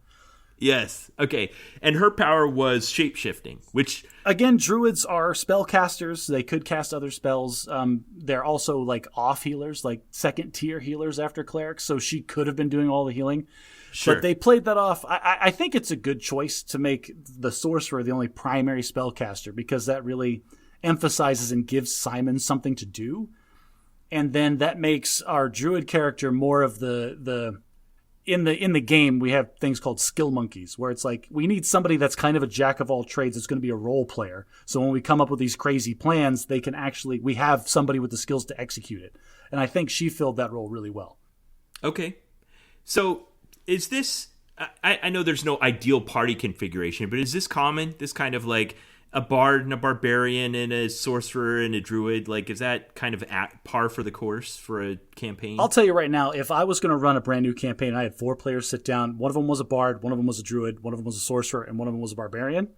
My only feedback would be you're lacking a little bit of defensive capability. Like, you don't have somebody with heavy armor that can, like, take some hits. But other than that, you guys look great. Okay, so at one point they were like, you know what? We really need somebody with heavy armor who could take some hits. Does anyone know someone? Okay, like, I didn't tee that up. Like, you totally called that out, and like, it was perfect. Like, just I handed that to you. And they're like, yeah, I know a guy. Yeah. His name's Zenkyandar. He's a paladin, but I don't know if we want to deal with him. And they're like, why not? Well, he's kind of special. And he is everything that I want Thrax the Destroyer in Guardians of the Galaxy to be. Yes. He got such, like, some of the best lines. He's clearly an NPC because they needed a MacGuffin and they needed a guy. He's a non-player character. Yeah, he's a non-player character that the DM was going to run just to, like, okay, you guys need somebody to hold your hand for a minute because you have no experience with where you're going. So I'm going to come up with a random dude. And it's one of those, I've done this before, where you come up with somebody on the fly, and then the first, like, stupid little thing that you do becomes the defining character trait of that NPC. Okay, so his was that he was like Drax. He just took everything literally. He was lawful good and just straight as an arrow. And he did it so much better than Drax did in any of those movies. Like, it was great. Yeah. Okay, so at first we got the main plot line that Edgin wants to follow, where he's got the thing he wants to do, but then it generates a sub-quest where we got one MacGuffin we're going after, but in order to get that MacGuffin, we need a different MacGuffin, and that's taking us into the Underdark. Well, and what would have a Dungeons & Dragons movie been like if they didn't go down into a dungeon? Oh, you had to. You had to. And it gave him an excuse to go to a bunch of different places and travel and visit some NPCs and other villages. Like, it was everything you wanted it to be. And that's how a Dungeons & Dragons campaign goes, is just like strategic planning in the government. We have the big pie-in-the-sky vision of this is what we want to achieve. Let's break it down into achievable steps and just do it one at a time. Yeah, so Zenkyandar takes them down into the Underdark, and zaniness ensues. Adventures happen. They find the information they need. No spoilers, stop it. They search out the MacGuffins they're looking for. I'll call them MacGuffins. Along the way, they're being antagonized by our other characters. Now help me understand, as a dungeon master, what's your goal when you're creating your antagonists? So for me specifically, I work from the top down. I'm like, okay, who's my big bad guy? This is standard terminology in the industry, BBEG, my big bad evil guy. Okay. And like, this is the big bad evil guy, and this is what he's going to do. These are his plans. Okay, how would he realistically go about doing that? Well, obviously he's going to have henchmen doing different things. Let me come up with a couple of henchmen. And that is exactly who we are dealing with in this movie as the two primary antagonists. We have Hugh Grant, who's playing Forge Fitzwilliam, who is always delightful in anything that he is in. So, what would you call his class? Oh, he's absolutely a rogue. He is. What is a rogue? So a rogue is generally a thief or an assassin, somebody that is sneaky, somebody that is good at stealing things, somebody that lies. Didn't they call him a con man in the movie? Yeah, that's an absolute flavor of rogue. Okay. Like it's just a general term for like dishonest. Like I make my living doing crime. That's what I do. He wouldn't describe it that way, though. Not the way that character was portrayed. He absolutely did. Like he was like there was multiple times where it was clear that he knew exactly what he was doing. He was doing it on purpose, and half the time he was doing it just to be an a-hole. But it was always behind a front of don't mind me, I'm harmless. I'm just a friendly guy. I'm friends with everyone. Not really. Like, there's a couple of, like, moments where the other shoe drops, and he's just kind of, like, looks at the camera and does that Hugh Grant smile and shrugs like, yeah, I really screwed you, didn't I? Okay, and he aligns himself with someone from the Red Wizard clan, which is kind of woven throughout this tale. And I mean, it's great. You got to have, like, that big tent pole, that flag in the dirt. Like, those are the bad guys because they're just so bad. Like, yeah, so Forge is our bad guy because he's just... he's the one that's, like, at the wrong place at the wrong time for our protagonists, and he's doing things that are detrimental to them. He's definitely hurting them, acting counter to their goals, betraying them. Forge, Hugh Grant has his own motivations clearly, but he is still, like, his motivations lined up with the actual evil motivations. Whether or not he believes in the big bad evil guy's plan is irrelevant. He's getting paid. This part of the plan suits his purposes. He'll go along with it. That's why I thought his alignment was more neutral. Because if the good guys were serving his goals, he'd go along with them. If the bad guys were serving his goals, he'd go along with them. That makes him either chaotic or evil, depending on your perspective. Uh-huh. Do not get me started, because we already don't agree on chaotic versus lawful. So let's not go down that road just yet. Maybe we'll do maybe like we've already promised one bonus episode we haven't delivered on yet. This is gonna be another bonus episode where we just talk about character alignment again. Okay, so then the other person, the BBEG, is Sophina, the human wizard, who has this kind of ominous, massive power. She's going to be our end boss. So for this movie, yes. And this, there's a couple of scenes that make me think that she's still just a henchman, like she is furthering the plan of somebody else. But for this movie, she's going to be the last boss, like the big finale fight that we can see coming. Now, as a dungeon master, when you start off intending there to be a final boss fight, right? The way I do my campaigns is I build a story first. I'm like, who's going to be my primary antagonist? What is their motivation? How are they going to pursue it? And then I try to build like possible encounters from there. Oh, based on this, there are several places that this might intersect with what the party is trying to do. And what would that intersection look like? And then design different interactions based on that. And I have them all in my back pocket, just depending on where the players go. So if it doesn't go there, you might just forgo the final boss battle? So this is the thing, Ben. It always goes there. Because they're on a treadmill. They don't realize, like, the scenery changes around them, but the treadmill still goes wherever I want it to go.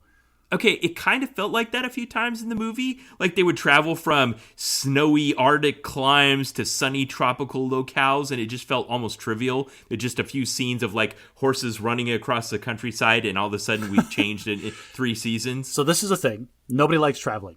All right? Nobody likes traveling, Ben. And traveling montages would be boring and just waste our time. Remember Lord of the Rings? Remember how much time? Yes. Like, those were 3-hour movies, and a lot of that was just I know, but some the scenes shots of Gimli and Legolas and Aragorn running across the countryside were some of my favorites. So this is a trick that I have developed for myself for Dungeons & Dragons campaigns. Everybody that's listening, feel free to steal this one.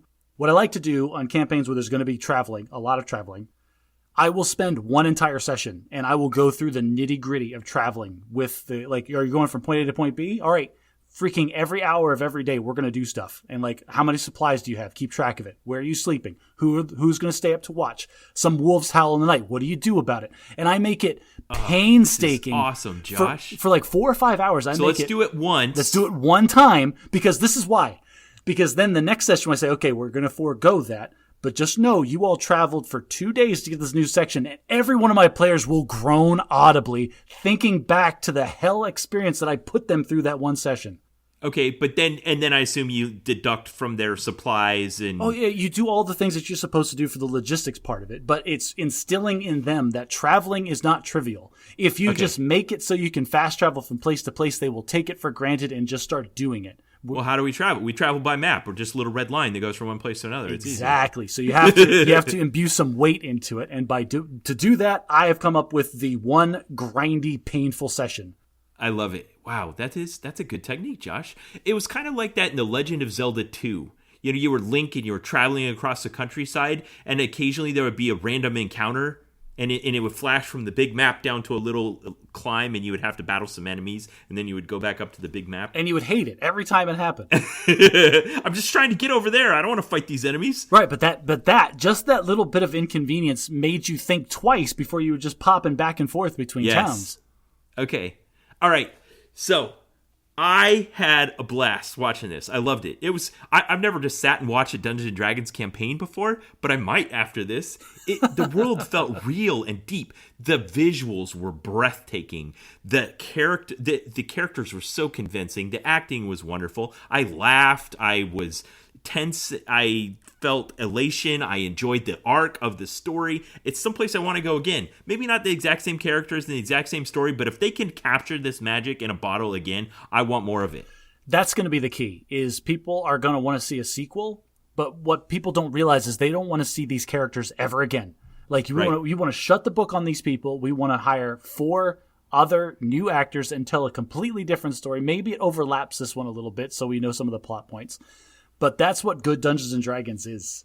Like, it's never going to live up to, like, the nostalgia of this one. You're never going to feel those same feelings again. So don't even try. Just start from scratch and make something new and exciting. Okay.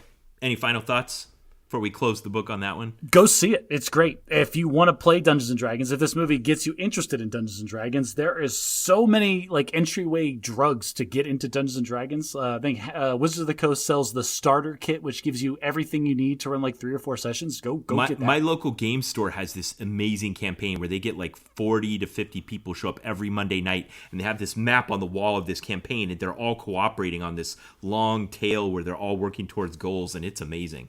That's awesome. All the dungeon masters have meetings where they get together and coordinate. Ben, I took a hiatus when I started getting my master's degree years ago from Dungeons & Dragons. I had to stop DMing my campaign with 5 people that were dedicated every other week. We went and sat down for 8 hours and played.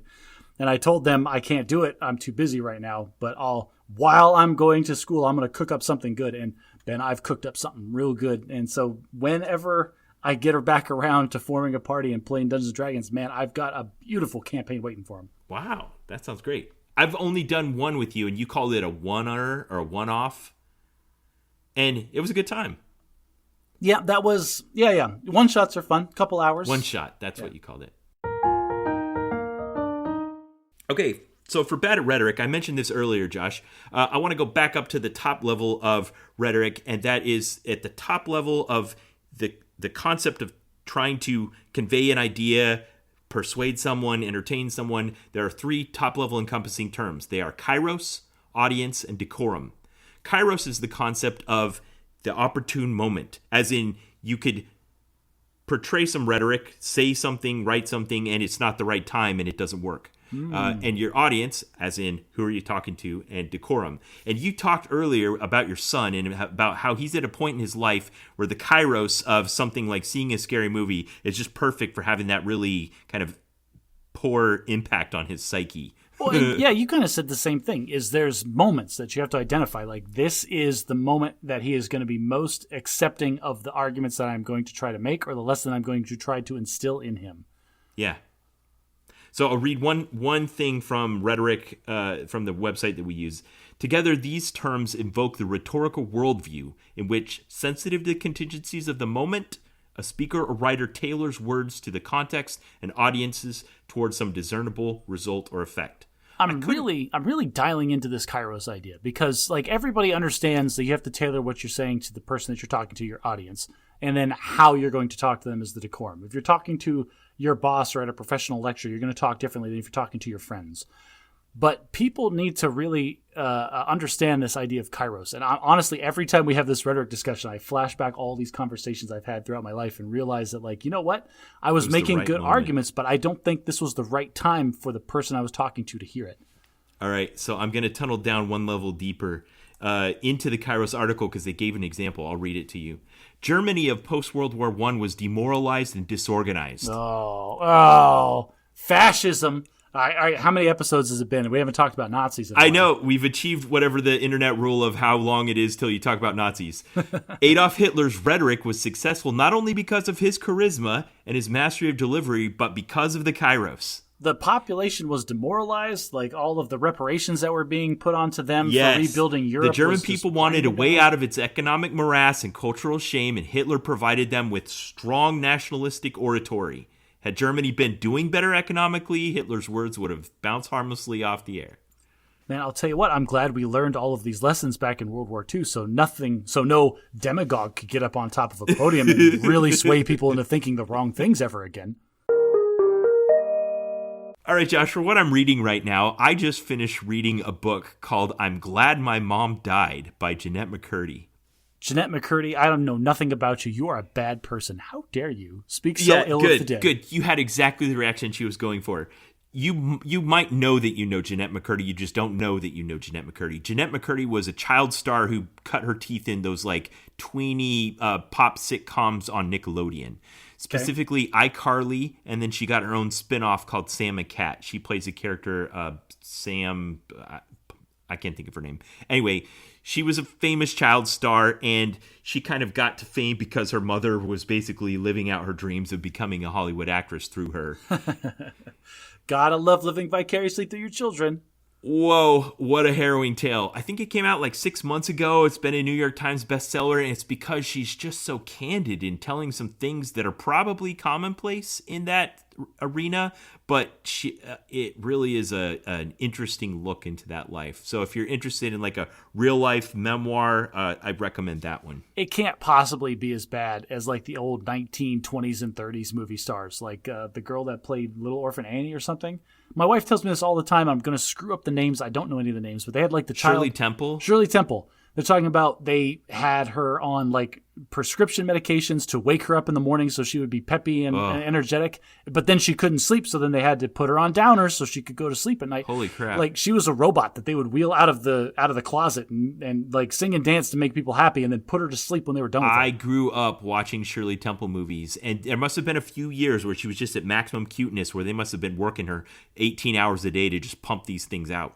Well, yeah, you'll watch all of those movies about 1940s Hollywood, and they made movies like every 2 or 3 days. It's like one guy's working on 6 at a time. The depressing conclusion I've come to in my adulthood that in that watching all of that stuff, I'm kind of like participating in the exploitation of people like that. It's better now. They've got unions and things, and they get way overpaid. Like, at least if you're going to go through something like that, you should have millions of dollars on the other side. Yeah, in fact, that was one of the conclusions that Jeanette made at the end. She was like, I can't thank my mom for the anorexia and the bulimia and the crippling anxiety and the OCD, but I am relatively financially secure, so I've got that going for me, which is nice. Yeah, I got to thank her for the good negotiating tactics and getting the points on the back end for all the reruns. Yeah. All right, well, I'm still reading Before They're Hanged.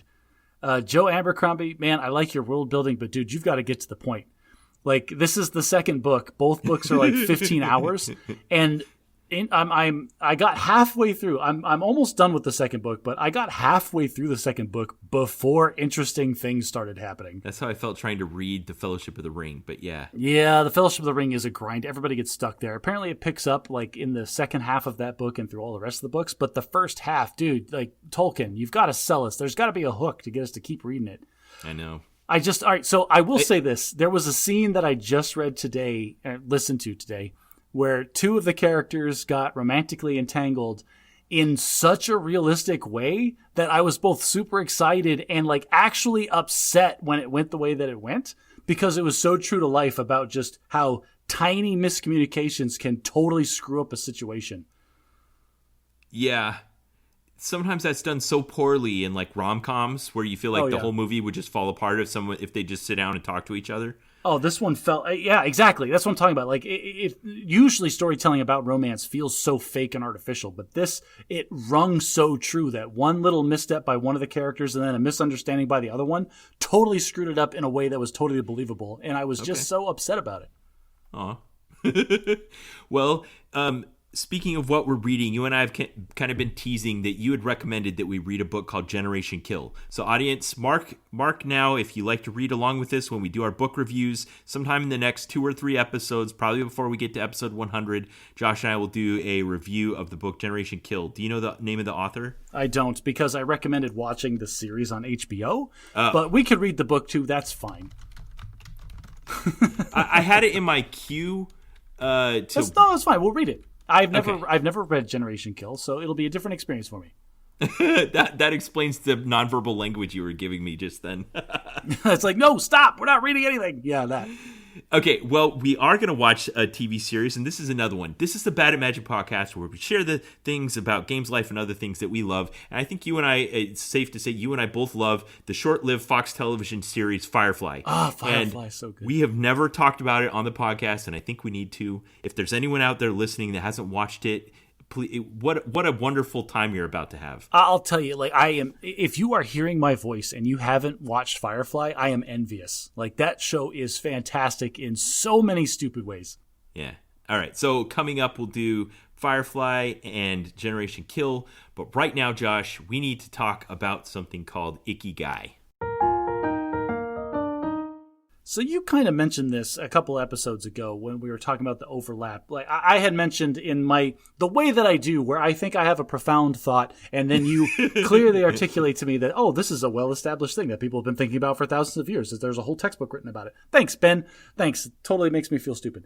Well, you portrayed this thought to me, and I said, that sounds a lot like Ikigai. And you're like, Ikigai, what's that? And so I sent you this graphic. Audience, if you go to the show notes and click on the graphic.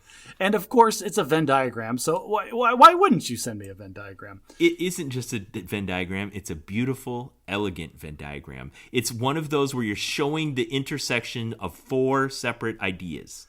Yes. And so there's 4 circles that are overlapping, and they have different regions where they overlap. But the idea here, and this is a good one. Like, the more I looked into this, the more interesting it is, just as a tool to reflect upon yourself and your choices in your life. The idea here being that it's a Japanese concept, and it means a reason for being. Yeah, it's a combination of the word iki and gai, which mean reason and to live. You do way too much etymology on this show. Has anyone told you sorry. That? Nobody cares about words. Okay. The 4 circles that overlap to form your Ikigai, your reason for being, is what you love, what the world needs, what you can be paid for, and then what you're good at. Yeah. And it's interesting that it breaks this down into different overlapping areas because, I don't know, I was vaguely aware of that. Like, I had different parts of me that were interested in different things or that liked doing certain things. But I never thought about applying that in a structural way to try to really identify and make choices about my professional career based on, where my brain is. Yeah. So I think we can examine all these one at a time. I did a little taxonomy for myself where you define all the regions, because on this Venn diagram you have, of course, the part in the very center that's the intersection of all 4. But then if you zoom out a little bit, you get all the intersections of only 2 or 3 of them. And there's only 2 what I'll call unicorns, which is the ones on opposite side that you don't have just those 2. Okay. So at opposite sides on this diagram are the thing you're good at and the thing the world needs. So we didn't examine that one because I don't know if there's anything like that you don't also love or can get paid for. And then on the other 2, the other unicorn is what you love and what you can be paid for, because I don't think there's anything like that you can't also at least be good at or that the world needs. Well, and this is the Venn diagram is a little deceiving because it's on a 2-dimensional plane. As I was looking at it and thinking about it, I feel like it can be like a sphere. I think these things can wrap around and touch each other in ways that aren't depicted on this picture. And I think a lot of that has to do with the fact that we live in a very small planet these days with the information age and the internet. And like, really, if you're passionate enough and you've got the right skill set, there is no limit to what you can monetize. Yeah, I'd agree with that. So the way I kind of looked at it was I started off with the Ikigai and then back up 1 step. Like, if I have... Oh, you started in the middle. Oh, that's interesting. I started on the outside and worked my way in. All right. Do you want to go first then? Well, I don't know. What's the structure? Did you feel like there were any things that you felt clearly to you only fit in 1 circle and none of the other 3? That's an interesting idea. I think the thing that fit into what I love doesn't fit well into the other ones. And what I love is games. Like Okay. I don't care what it is. Something about like games engages my brain in a way that nothing else on this planet does. But the internet has really shown a power for turning that, like Twitch in particular, has shown that games can be something that you can love and get paid for. I can't. There's no way I could. There is absolutely no way I have any of the skill set necessary to monetize games in a way that I would want to. Are you familiar with the gaming YouTuber that goes by the name Video Game Donkey? No. Why are you familiar with so many YouTubers? So I'll post a video of his. He did one a while back. One of his shticks is kind of this self-effacing criticism of how he's not as good as anyone else that's out there that does this. And yet in doing that, he shows that he's one of the best. Oh, that's a fun catch-22.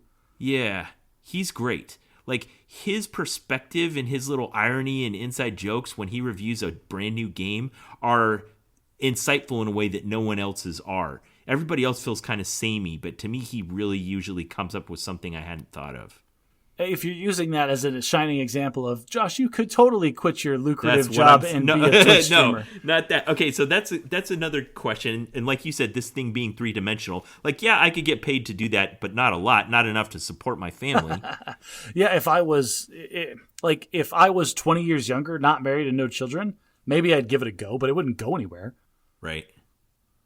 But some people it has. Not a lot, but some. Some. I mean, I get it. Like that's a whole... When I was a kid, if you wanted to play a game and make a living at it, it had to be a professional sport.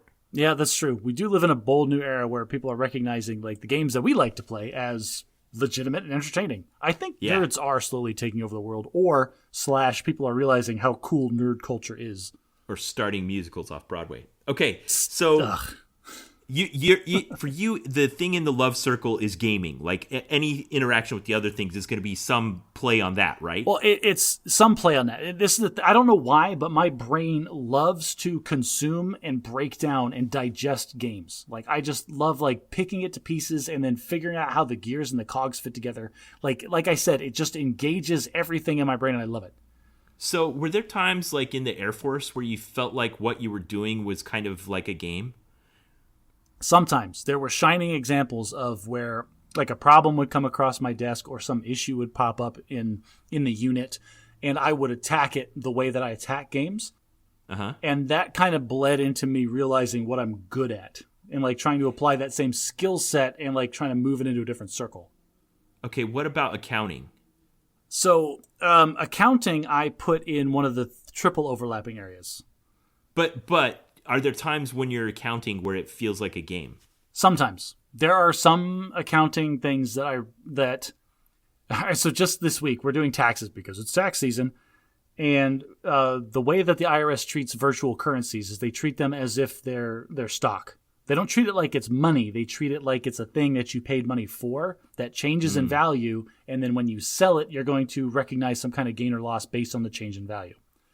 And so a lot of virtual currency exchanges haven't adopted the IRS mentality on that, and they haven't like done all the work they need to do to generate and give you the report that you need. This is what you gained and lost based on all of your transactions through the year. And so one guy that was our client had virtual currency that he was trading all year, but his exchange didn't do any of the preparation work, and so he gave me a spreadsheet that was just this laundry list of buys and sells. And so I had to go through this ginormous spreadsheet of everything that he had done as a day trader and figure out, okay, which ones of these are taxable, why are they taxable, and how much are they taxable? And at first when I looked at it, I'm like, oh, this is going to suck. And then I like woke up in a daze 4 hours later, like when you wake up from a long car ride and you're like, oh, I hope I did everything right and didn't run any stop signs. And realized I had spent like 4 hours in like this like flow of just like crunching these numbers and generating exactly the reports that I needed based on all of these line items. Wow. Okay, that's exactly what we're getting at here. So in that kind of desire that your love for games, you can see those little overlaps. Now, on balance, would you say accounting or the Air Force, which would, on balance, more gave you game-like opportunities? Oh, accounting, hands down. Like the Air Force, Really? those opportunities did show up, but they were very few and very far between. So do you feel like that's at least in part related to your transition from one to the other? My transition out of the Air Force was... You were looking for something that overlapped more heavily with your love circle. Yes. It wasn't so much that I wanted to be happier. It was that I wanted to... Like, I left the Air Force because I was trying to actively avoid the frustration that I felt on a day-to-day basis. So, but that's kind of the same thing, right? Looking for something better is kind of like avoiding something that's bad. That's the same thing. Okay, on this diagram, and listeners, go to our show notes and click on it so you can see the diagram. It defines all of the double overlaps of these 4 circles of love, needs, paid for, and good at. If there's something that you love and the world needs it, that's called a mission. If there's something the world needs and you can be paid for it, it's called a vocation. If there's something you can be paid for and you're good at, it's called a profession. And if there's something you're good at and you love, it's called a passion. Did you fill in these circles? I did. Okay. I found like there were things that fit in these circles for me. What about you? I did. Like I said, I worked my way from the outside in, and some of them feel more forced than others, but I think I have a decent answer for most of them. All right, well, let's finish your single circles first. Okay, so what I think the world needs, this one is wishy-washy because, like, what do I know what the world needs? But what does the world need that I am capable of delivering? The only thing I could really come up with was objectivity. Okay. Does that make sense? Like, Yeah. I feel like I have a good ability to be a cold, emotionless robot and take all my feelings out of decision-making.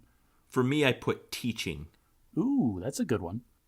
Yeah. That's not a passion for you? You don't love teaching? It's just something the world needs and you can do? Yeah, well, I feel like it needs to be combined with something else to fit in the passion sphere. I see. Yeah. Okay, so what about what you can be paid for? So this one, I as soon as I realized it, I'm like, yep, this is the only thing. What I can be paid for that I have is compliance. I am very good at compliance work. Like, give me a giant laundry list of rules. I will digest them and make sure that they are enforced appropriately. Wow. That's a useful skill in today's world. If the zombie apocalypse ever happens, though, you're not going to be very useful. It's a good thing you're also a good shot with a rifle. Yeah, I will starve to death, but I don't think I'll go down super easy. I don't know. In my paid for circle, I put writing. I feel it's funny how little this comes up in the Air Force, but frequently I have to just do professional writing. I know people hate emails, but I like to consider my emails particularly well crafted as far as bringing out the important details, making sure it's clear what I'm asking, going to the right people, those kinds of things. But I also write briefings, I write talks, I write The Air Force does a good podcast job. outlines. We like middle management, like officers, have to write so much professional in so many different formats that we get really, really good at doing that. And in the 4 years that I've worked at my accounting firm, like it has just transformed to the point where if anything needs to get written, people don't bother with a first draft. They just ask me to write it because it will be faster for me to write something from scratch than it will be for me to edit or doctor up what they write first. I think this is why you and I might be a good pair, because I find I do best at writing when I start where someone else has already come up with the bones and followed the template, and then I can refine it. Oh man, I synthesize. Like I pull this crap out of the ether. Like I'm not good at. Well, I don't know. Maybe I like to think I'm a good storyteller sometimes, but no, professional writing I can do. I'm never going to be able to sit down and write a novel because I'll never be satisfied with it. But I will write a mission briefing or an email like nobody's business. Okay, so what was in your good at circle then? So my good at circle is problem solving. Like, boy, like I don't know what it was about my brain and my education, but you can give me a problem, I don't care how big it is, and I will crunch that thing down into achievable pieces. To quote the immortal artist Vanilla Ice, if you got a problem, yo, I'll solve it. Yeah. Thank you for that. Vanilla Ice. He was talking about me when he wrote that lyric. All right, so now we get into the double intersection circles, the passion, mission, vocation, or profession. So what did you feel like was your passion? So my passion, this is the overlap of what I'm good at and what I love. And so This is going to sound stupid because I don't do problem this. solving and games, then Yeah, it's game development. I think would be a passion for me. Like I tried this once. I actually did synthesize a board game from scratch and made a prototype, and I had a couple people play it, but it never went anywhere, and I never went anywhere with it because I'm not going to be able to monetize that. But that just shows how ethereal trying to find an Ikigai is, because it isn't just a map. You can't just say like, all right, what's in these 4 circles and what fits in the middle, and that's my thing. It's not that easy. No, it's not. But like that's the thing, is like trying to fit like, my love is games and what I'm good at is problem solving. So my passion then should fit into those two things, right? But it's not. I think my passion really is. You know when I get the most fired up in? I'll tell you. Is like we were playing the March of the Machines Magic the Gathering pre-release last night, and it was a bunch of new rules in the game that nobody had ever seen before. You were passionate about the changes in the rules, and everyone was confused about the rules. And you were the one guy in the room that understood the interactions and the new rules, and you got to teach everyone else. I know you're being facetious, but yes, that exact thing happened where there was some interaction that the guy that I was playing with didn't understand. I'm like, no, it works like this because of this, this, and this. And he's like, are you sure? Because that guy told me different. I'm like, I don't care what that guy told you. That guy was wrong. This is exactly how it works. I know it. Okay, so I put playing Magic in my passion overlap between love and good at. For good at, I have writing, and for love, I have games also. For me, I put disc golf because that's what I was thinking of at the time. But in the passion circle, I have Magic player. But the way that I play it, it's kind of dark, Josh. My moments like that are not helping rules or whatever. My moments are when I'm winning.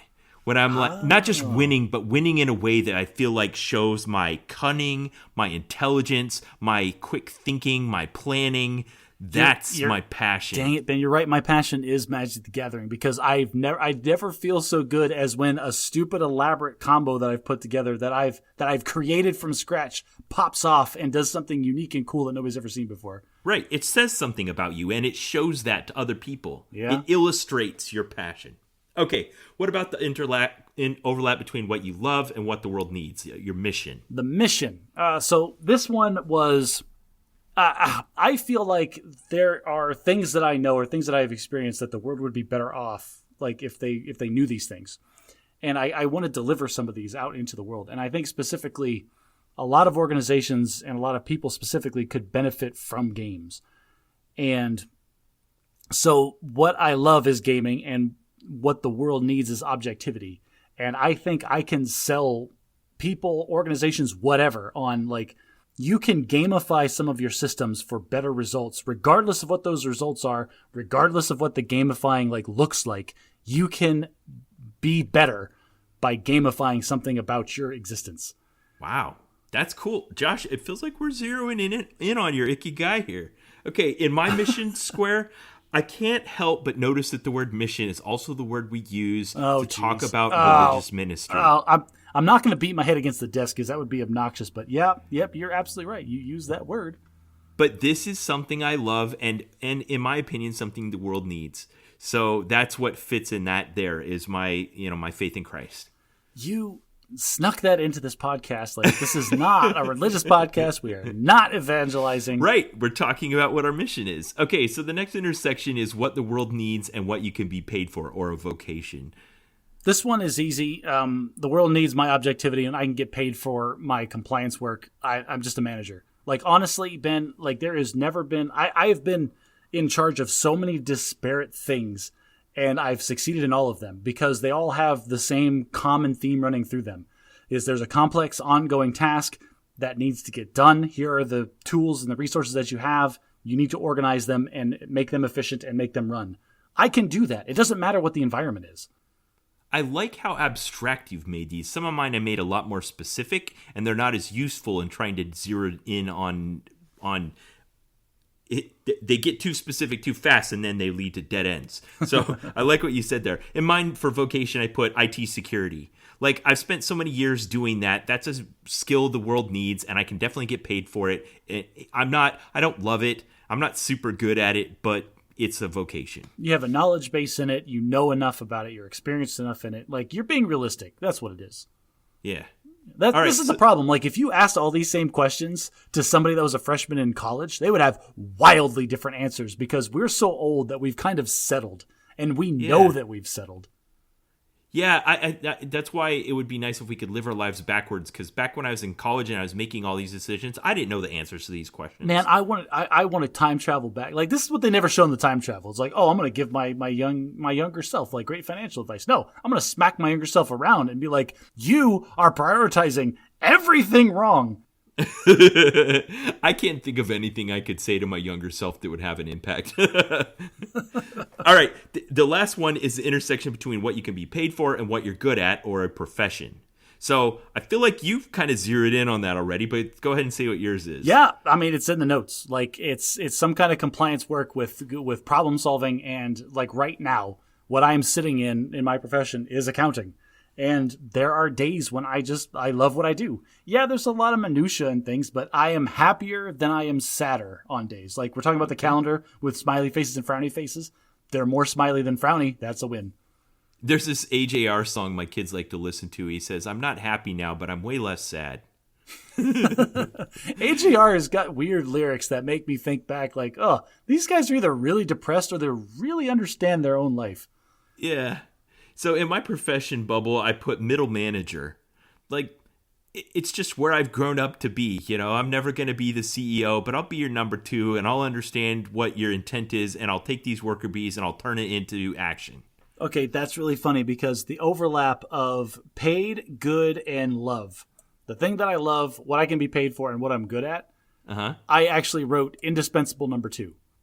Okay, then, like, middle manager. I might not be that evil genius that's running the corp. Like, all right, so think about the movie Austin Powers, where he had Dr. Evil that froze himself in space and time, and then when he came back, he had number two. And he's like, oh, while you were gone, I used our resources and created a global empire of economic astoundingness. Like, that's Thank me. you, number two. I can now do I'm here that. to give you some vision of what to do with that global empire. Exactly. Like, you give me a vision, boy howdy, I will break that down and I will make it happen. I am the indispensable number two.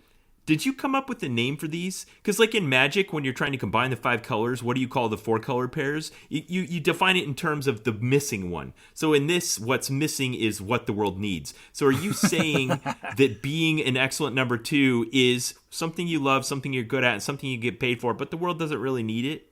The world doesn't. The world has a lot of people that could be that indispensable number 2, and or if I want, like, if I'm being real with myself, I really want to be the indispensable number 2 for an uncaring, ethicless, like evil mega corporation. So the sub bullet on this particular diagram says someone in this area has satisfaction from doing what they love, what they're good at, what they can get paid for, but a feeling of uselessness. I mean, I can see that. Like, if I signed up with a corporation that was going to pay me absurdly to do these evil things, and like, oh, we toppled the republic, like some free republic, and turned it into a totalitarian regime today, and we grossed like billions of dollars, I'm going to go home and be like, that was awesome, but I don't feel great about it. Yeah. Okay, so the next -1 is something you're good at, you can get paid for, and what the world needs, but you don't love it. But you don't love it, yeah. Okay, so this one's weird because it says in that overlap, like the verbiage in that one specifically is the comfortable, emptiness. Yeah, but feeling of emptiness. So in this one, I put in what the world needs, what I'm good at, what I get paid for is accounting. Like, it's not my passion. It's not something that I'm going to like carve on my tombstone is a calculator and like a quill like crossed in like a heraldry. I'm not going to do that. Yeah. But at the same time, I don't hate it. Now, a younger version of me, if I told my college self that you're going to grow up and you're going to be a CPA and you're going to be okay with it, like, I would be upset. Like, a younger version of me would be mad about that. Like, we can do so much. We have so much potential. Why would we settle for that? And that's the key word there is, like, I'll admit openly that I've settled, but I don't feel empty. Like, I feel fuller than alternatives. Well, then maybe it's closer to the center than you realize. So I did the same thing. I did the same thing as you. I put my current job in that overlap. The overlap of what you're good at, what you can get paid for, and what the world needs, but not in the what you love. Well, because we don't have magic cards on our desk at work. That's why we don't love it. Right. United States Air Force Cyber Operations. Like, yeah, I'm okay here. Like, I'm doing something the world needs. I'm getting paid for it. I'm good at it, but I don't love it. There might be a little confirmation bias in this, too, just because there's probably a ton of things that fit in this box that are unknown unknowns to us. Like, there's probably a lot of vocations we could do. Every now and then you hear someone talk who's doing their job and loves it, and you're a little bit envious. Oh, but here's an example. I'll tell you right now, Ben. I would kill as a U.S. congressperson. Probably not a senator, but as a congressperson, man, I would slay that job. I think so too. But I wouldn't love it. But I wouldn't like it. I would have to work too many hours, and I would have to talk to too many people to do that job, and I wouldn't love it, but I would be good at it. Okay. So the next overlap is the minus good at. Something you love, something the world needs, something you can get paid for, but you're not good at, which gives you excitement and complacency, but a sense of uncertainty. Like, I'm doing something I love and I'm getting paid for it and the world needs it, but I'm not very good at it. Well, now that COVID proved you can work from home, someone else is going to do this better than me for less money. I'll tell you right now, this would be like game streaming. Like if I quit my job to become a full-time game streamer. You'd like it, but have it to feel like you were going to. I would like it, and I would be good at it. Or no, I wouldn't be good at it, would I? Is that what we're missing? I could get paid for it. Does the world really need it? Am I good at it? I'm not, because I don't have those kinds of people skills. And that feeling of uncertainty is like, well, I hope I can pay the mortgage this month. Yeah, so I don't know about you, but I've consumed enough content on Twitch, on YouTube, and websites from people that are trying to make a living as gamers. You can sense the ones that are on the margin. That are desperate. Yes, they get a little bit desperate. They're trying too hard to get followers and to make themselves distinguish from others, and it stinks a little. Well, it's because that is a saturated market. That is, everybody wants to do that because everybody just wants to play their favorite game for a living. Yeah, but this is the number one thing kids say now. Yes. But if you went on a playground in 1985 and asked a kid what he wanted to be when he grew up, he'd say a baseball player. Now kids say YouTuber. But those are exactly the same things. It is this... Just this abstract idea of someone who does what they love and the world needs it and they can get paid for it? It's this tiny idea of like, I get to do something that I perceive as fun and enjoyable, and I get to make a ludicrous amount of money doing it. That's what these kids are latching onto. Yeah. And it's you and me. This is the thing. As you get older, you recognize that the amount of the supply and demand curves start to kick in, and you realize that's not attainable. So right. I need to, that's what settling is. Settling is sliding down that curve to, okay, well, I'm not going to reach this high point, but I could probably get to this point here. Well, and there's a thing that was missing, and I think the same version happens today, and that is you could turn on the TV and watch Ken Griffey Jr. hit a home run, and it looks exciting and wonderful, and the crowd's cheering for him, and he's running around the bases, and his face is flash on TV, and he's got his own sneakers and all that, but you don't see the thousands of hours of practice and the blood, sweat, and tears that went into him reaching that moment. And it's the same for some YouTuber that you turn on and you see their video and it's wonderful and exciting and it looks like all they're doing, you watch Mark Rober and it looks like all he's doing is swimming in a Jello pool that he made. And like, you don't see him going to engineering school and working for thousands of hours at NASA. Yeah. I would be terrified, constantly terrified if I was a full-time streamer because I talk off the cuff all the time. Yeah. I would be terrified of saying something that would offend just enough of my viewers, that I would get canceled by social media and then my entire livelihood would collapse around me.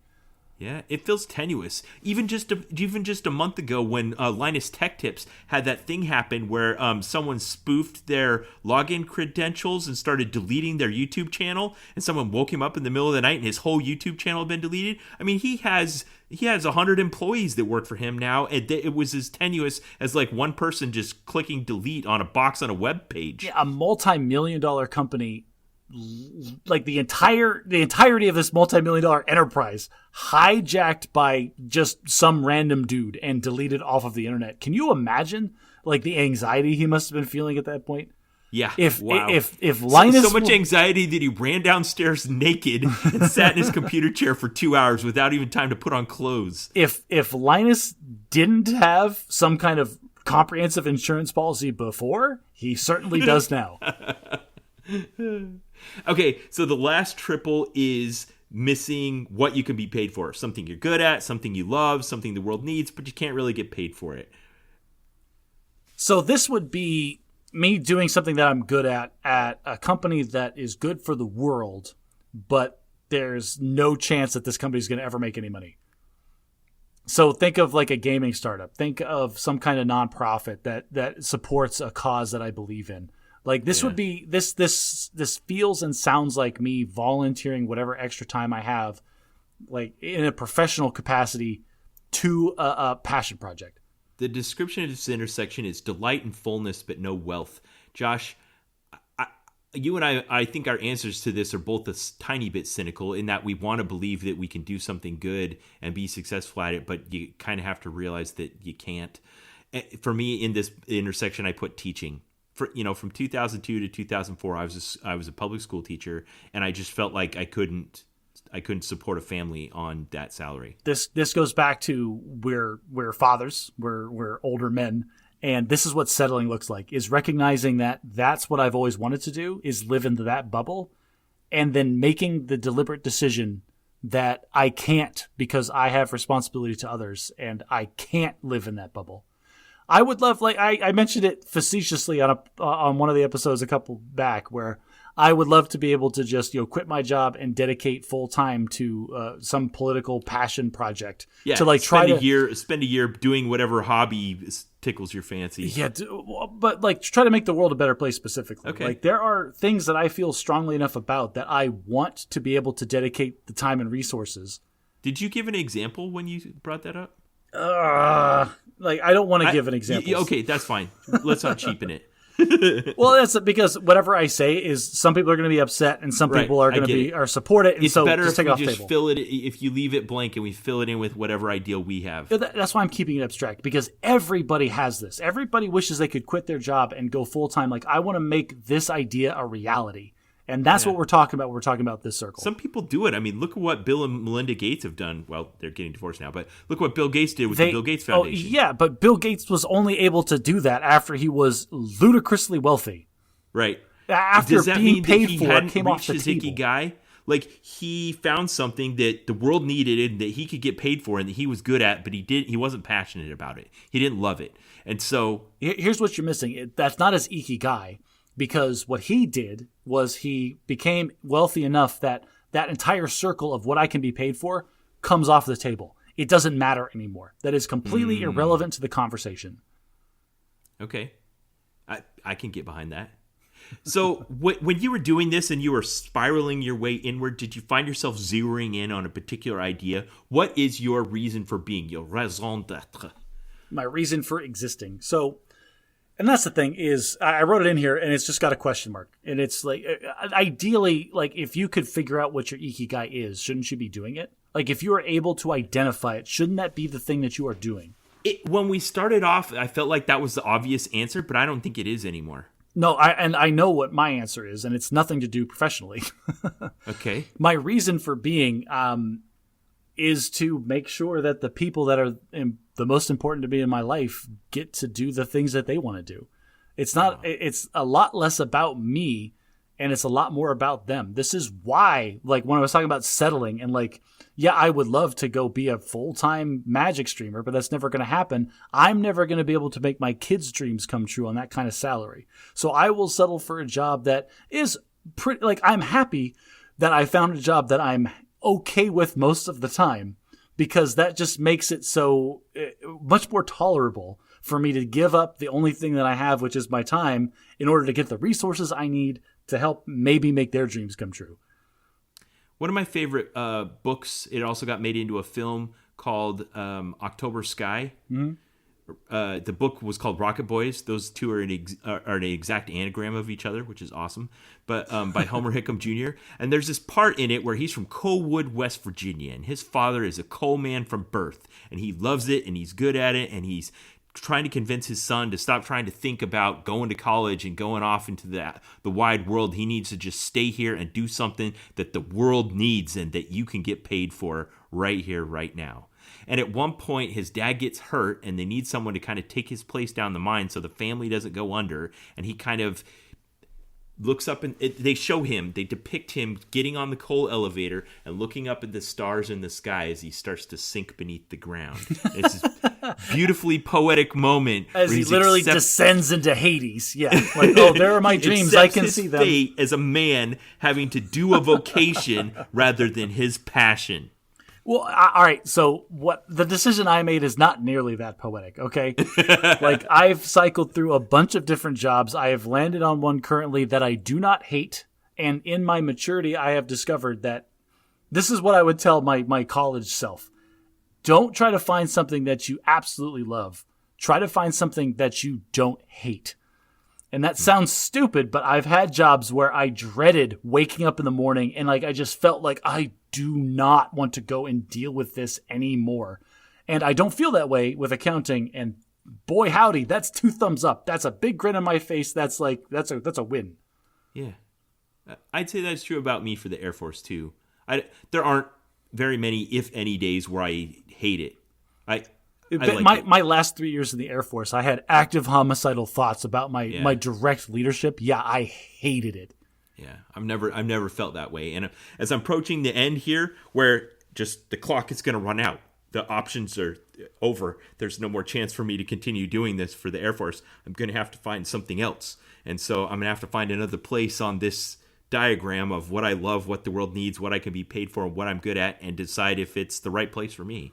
This is the part of the podcast where we tell all of our listeners to go sign up for Ben's Twitch channel. He streams live every Thursday and Wednesday night from 9 to 10 p.m. Louisiana time. This is absolutely not true. Please don't do that. He doesn't stream live. But you should start. If that's going to be your thing, you should start now and see if it's going to be a thing by the time you retire.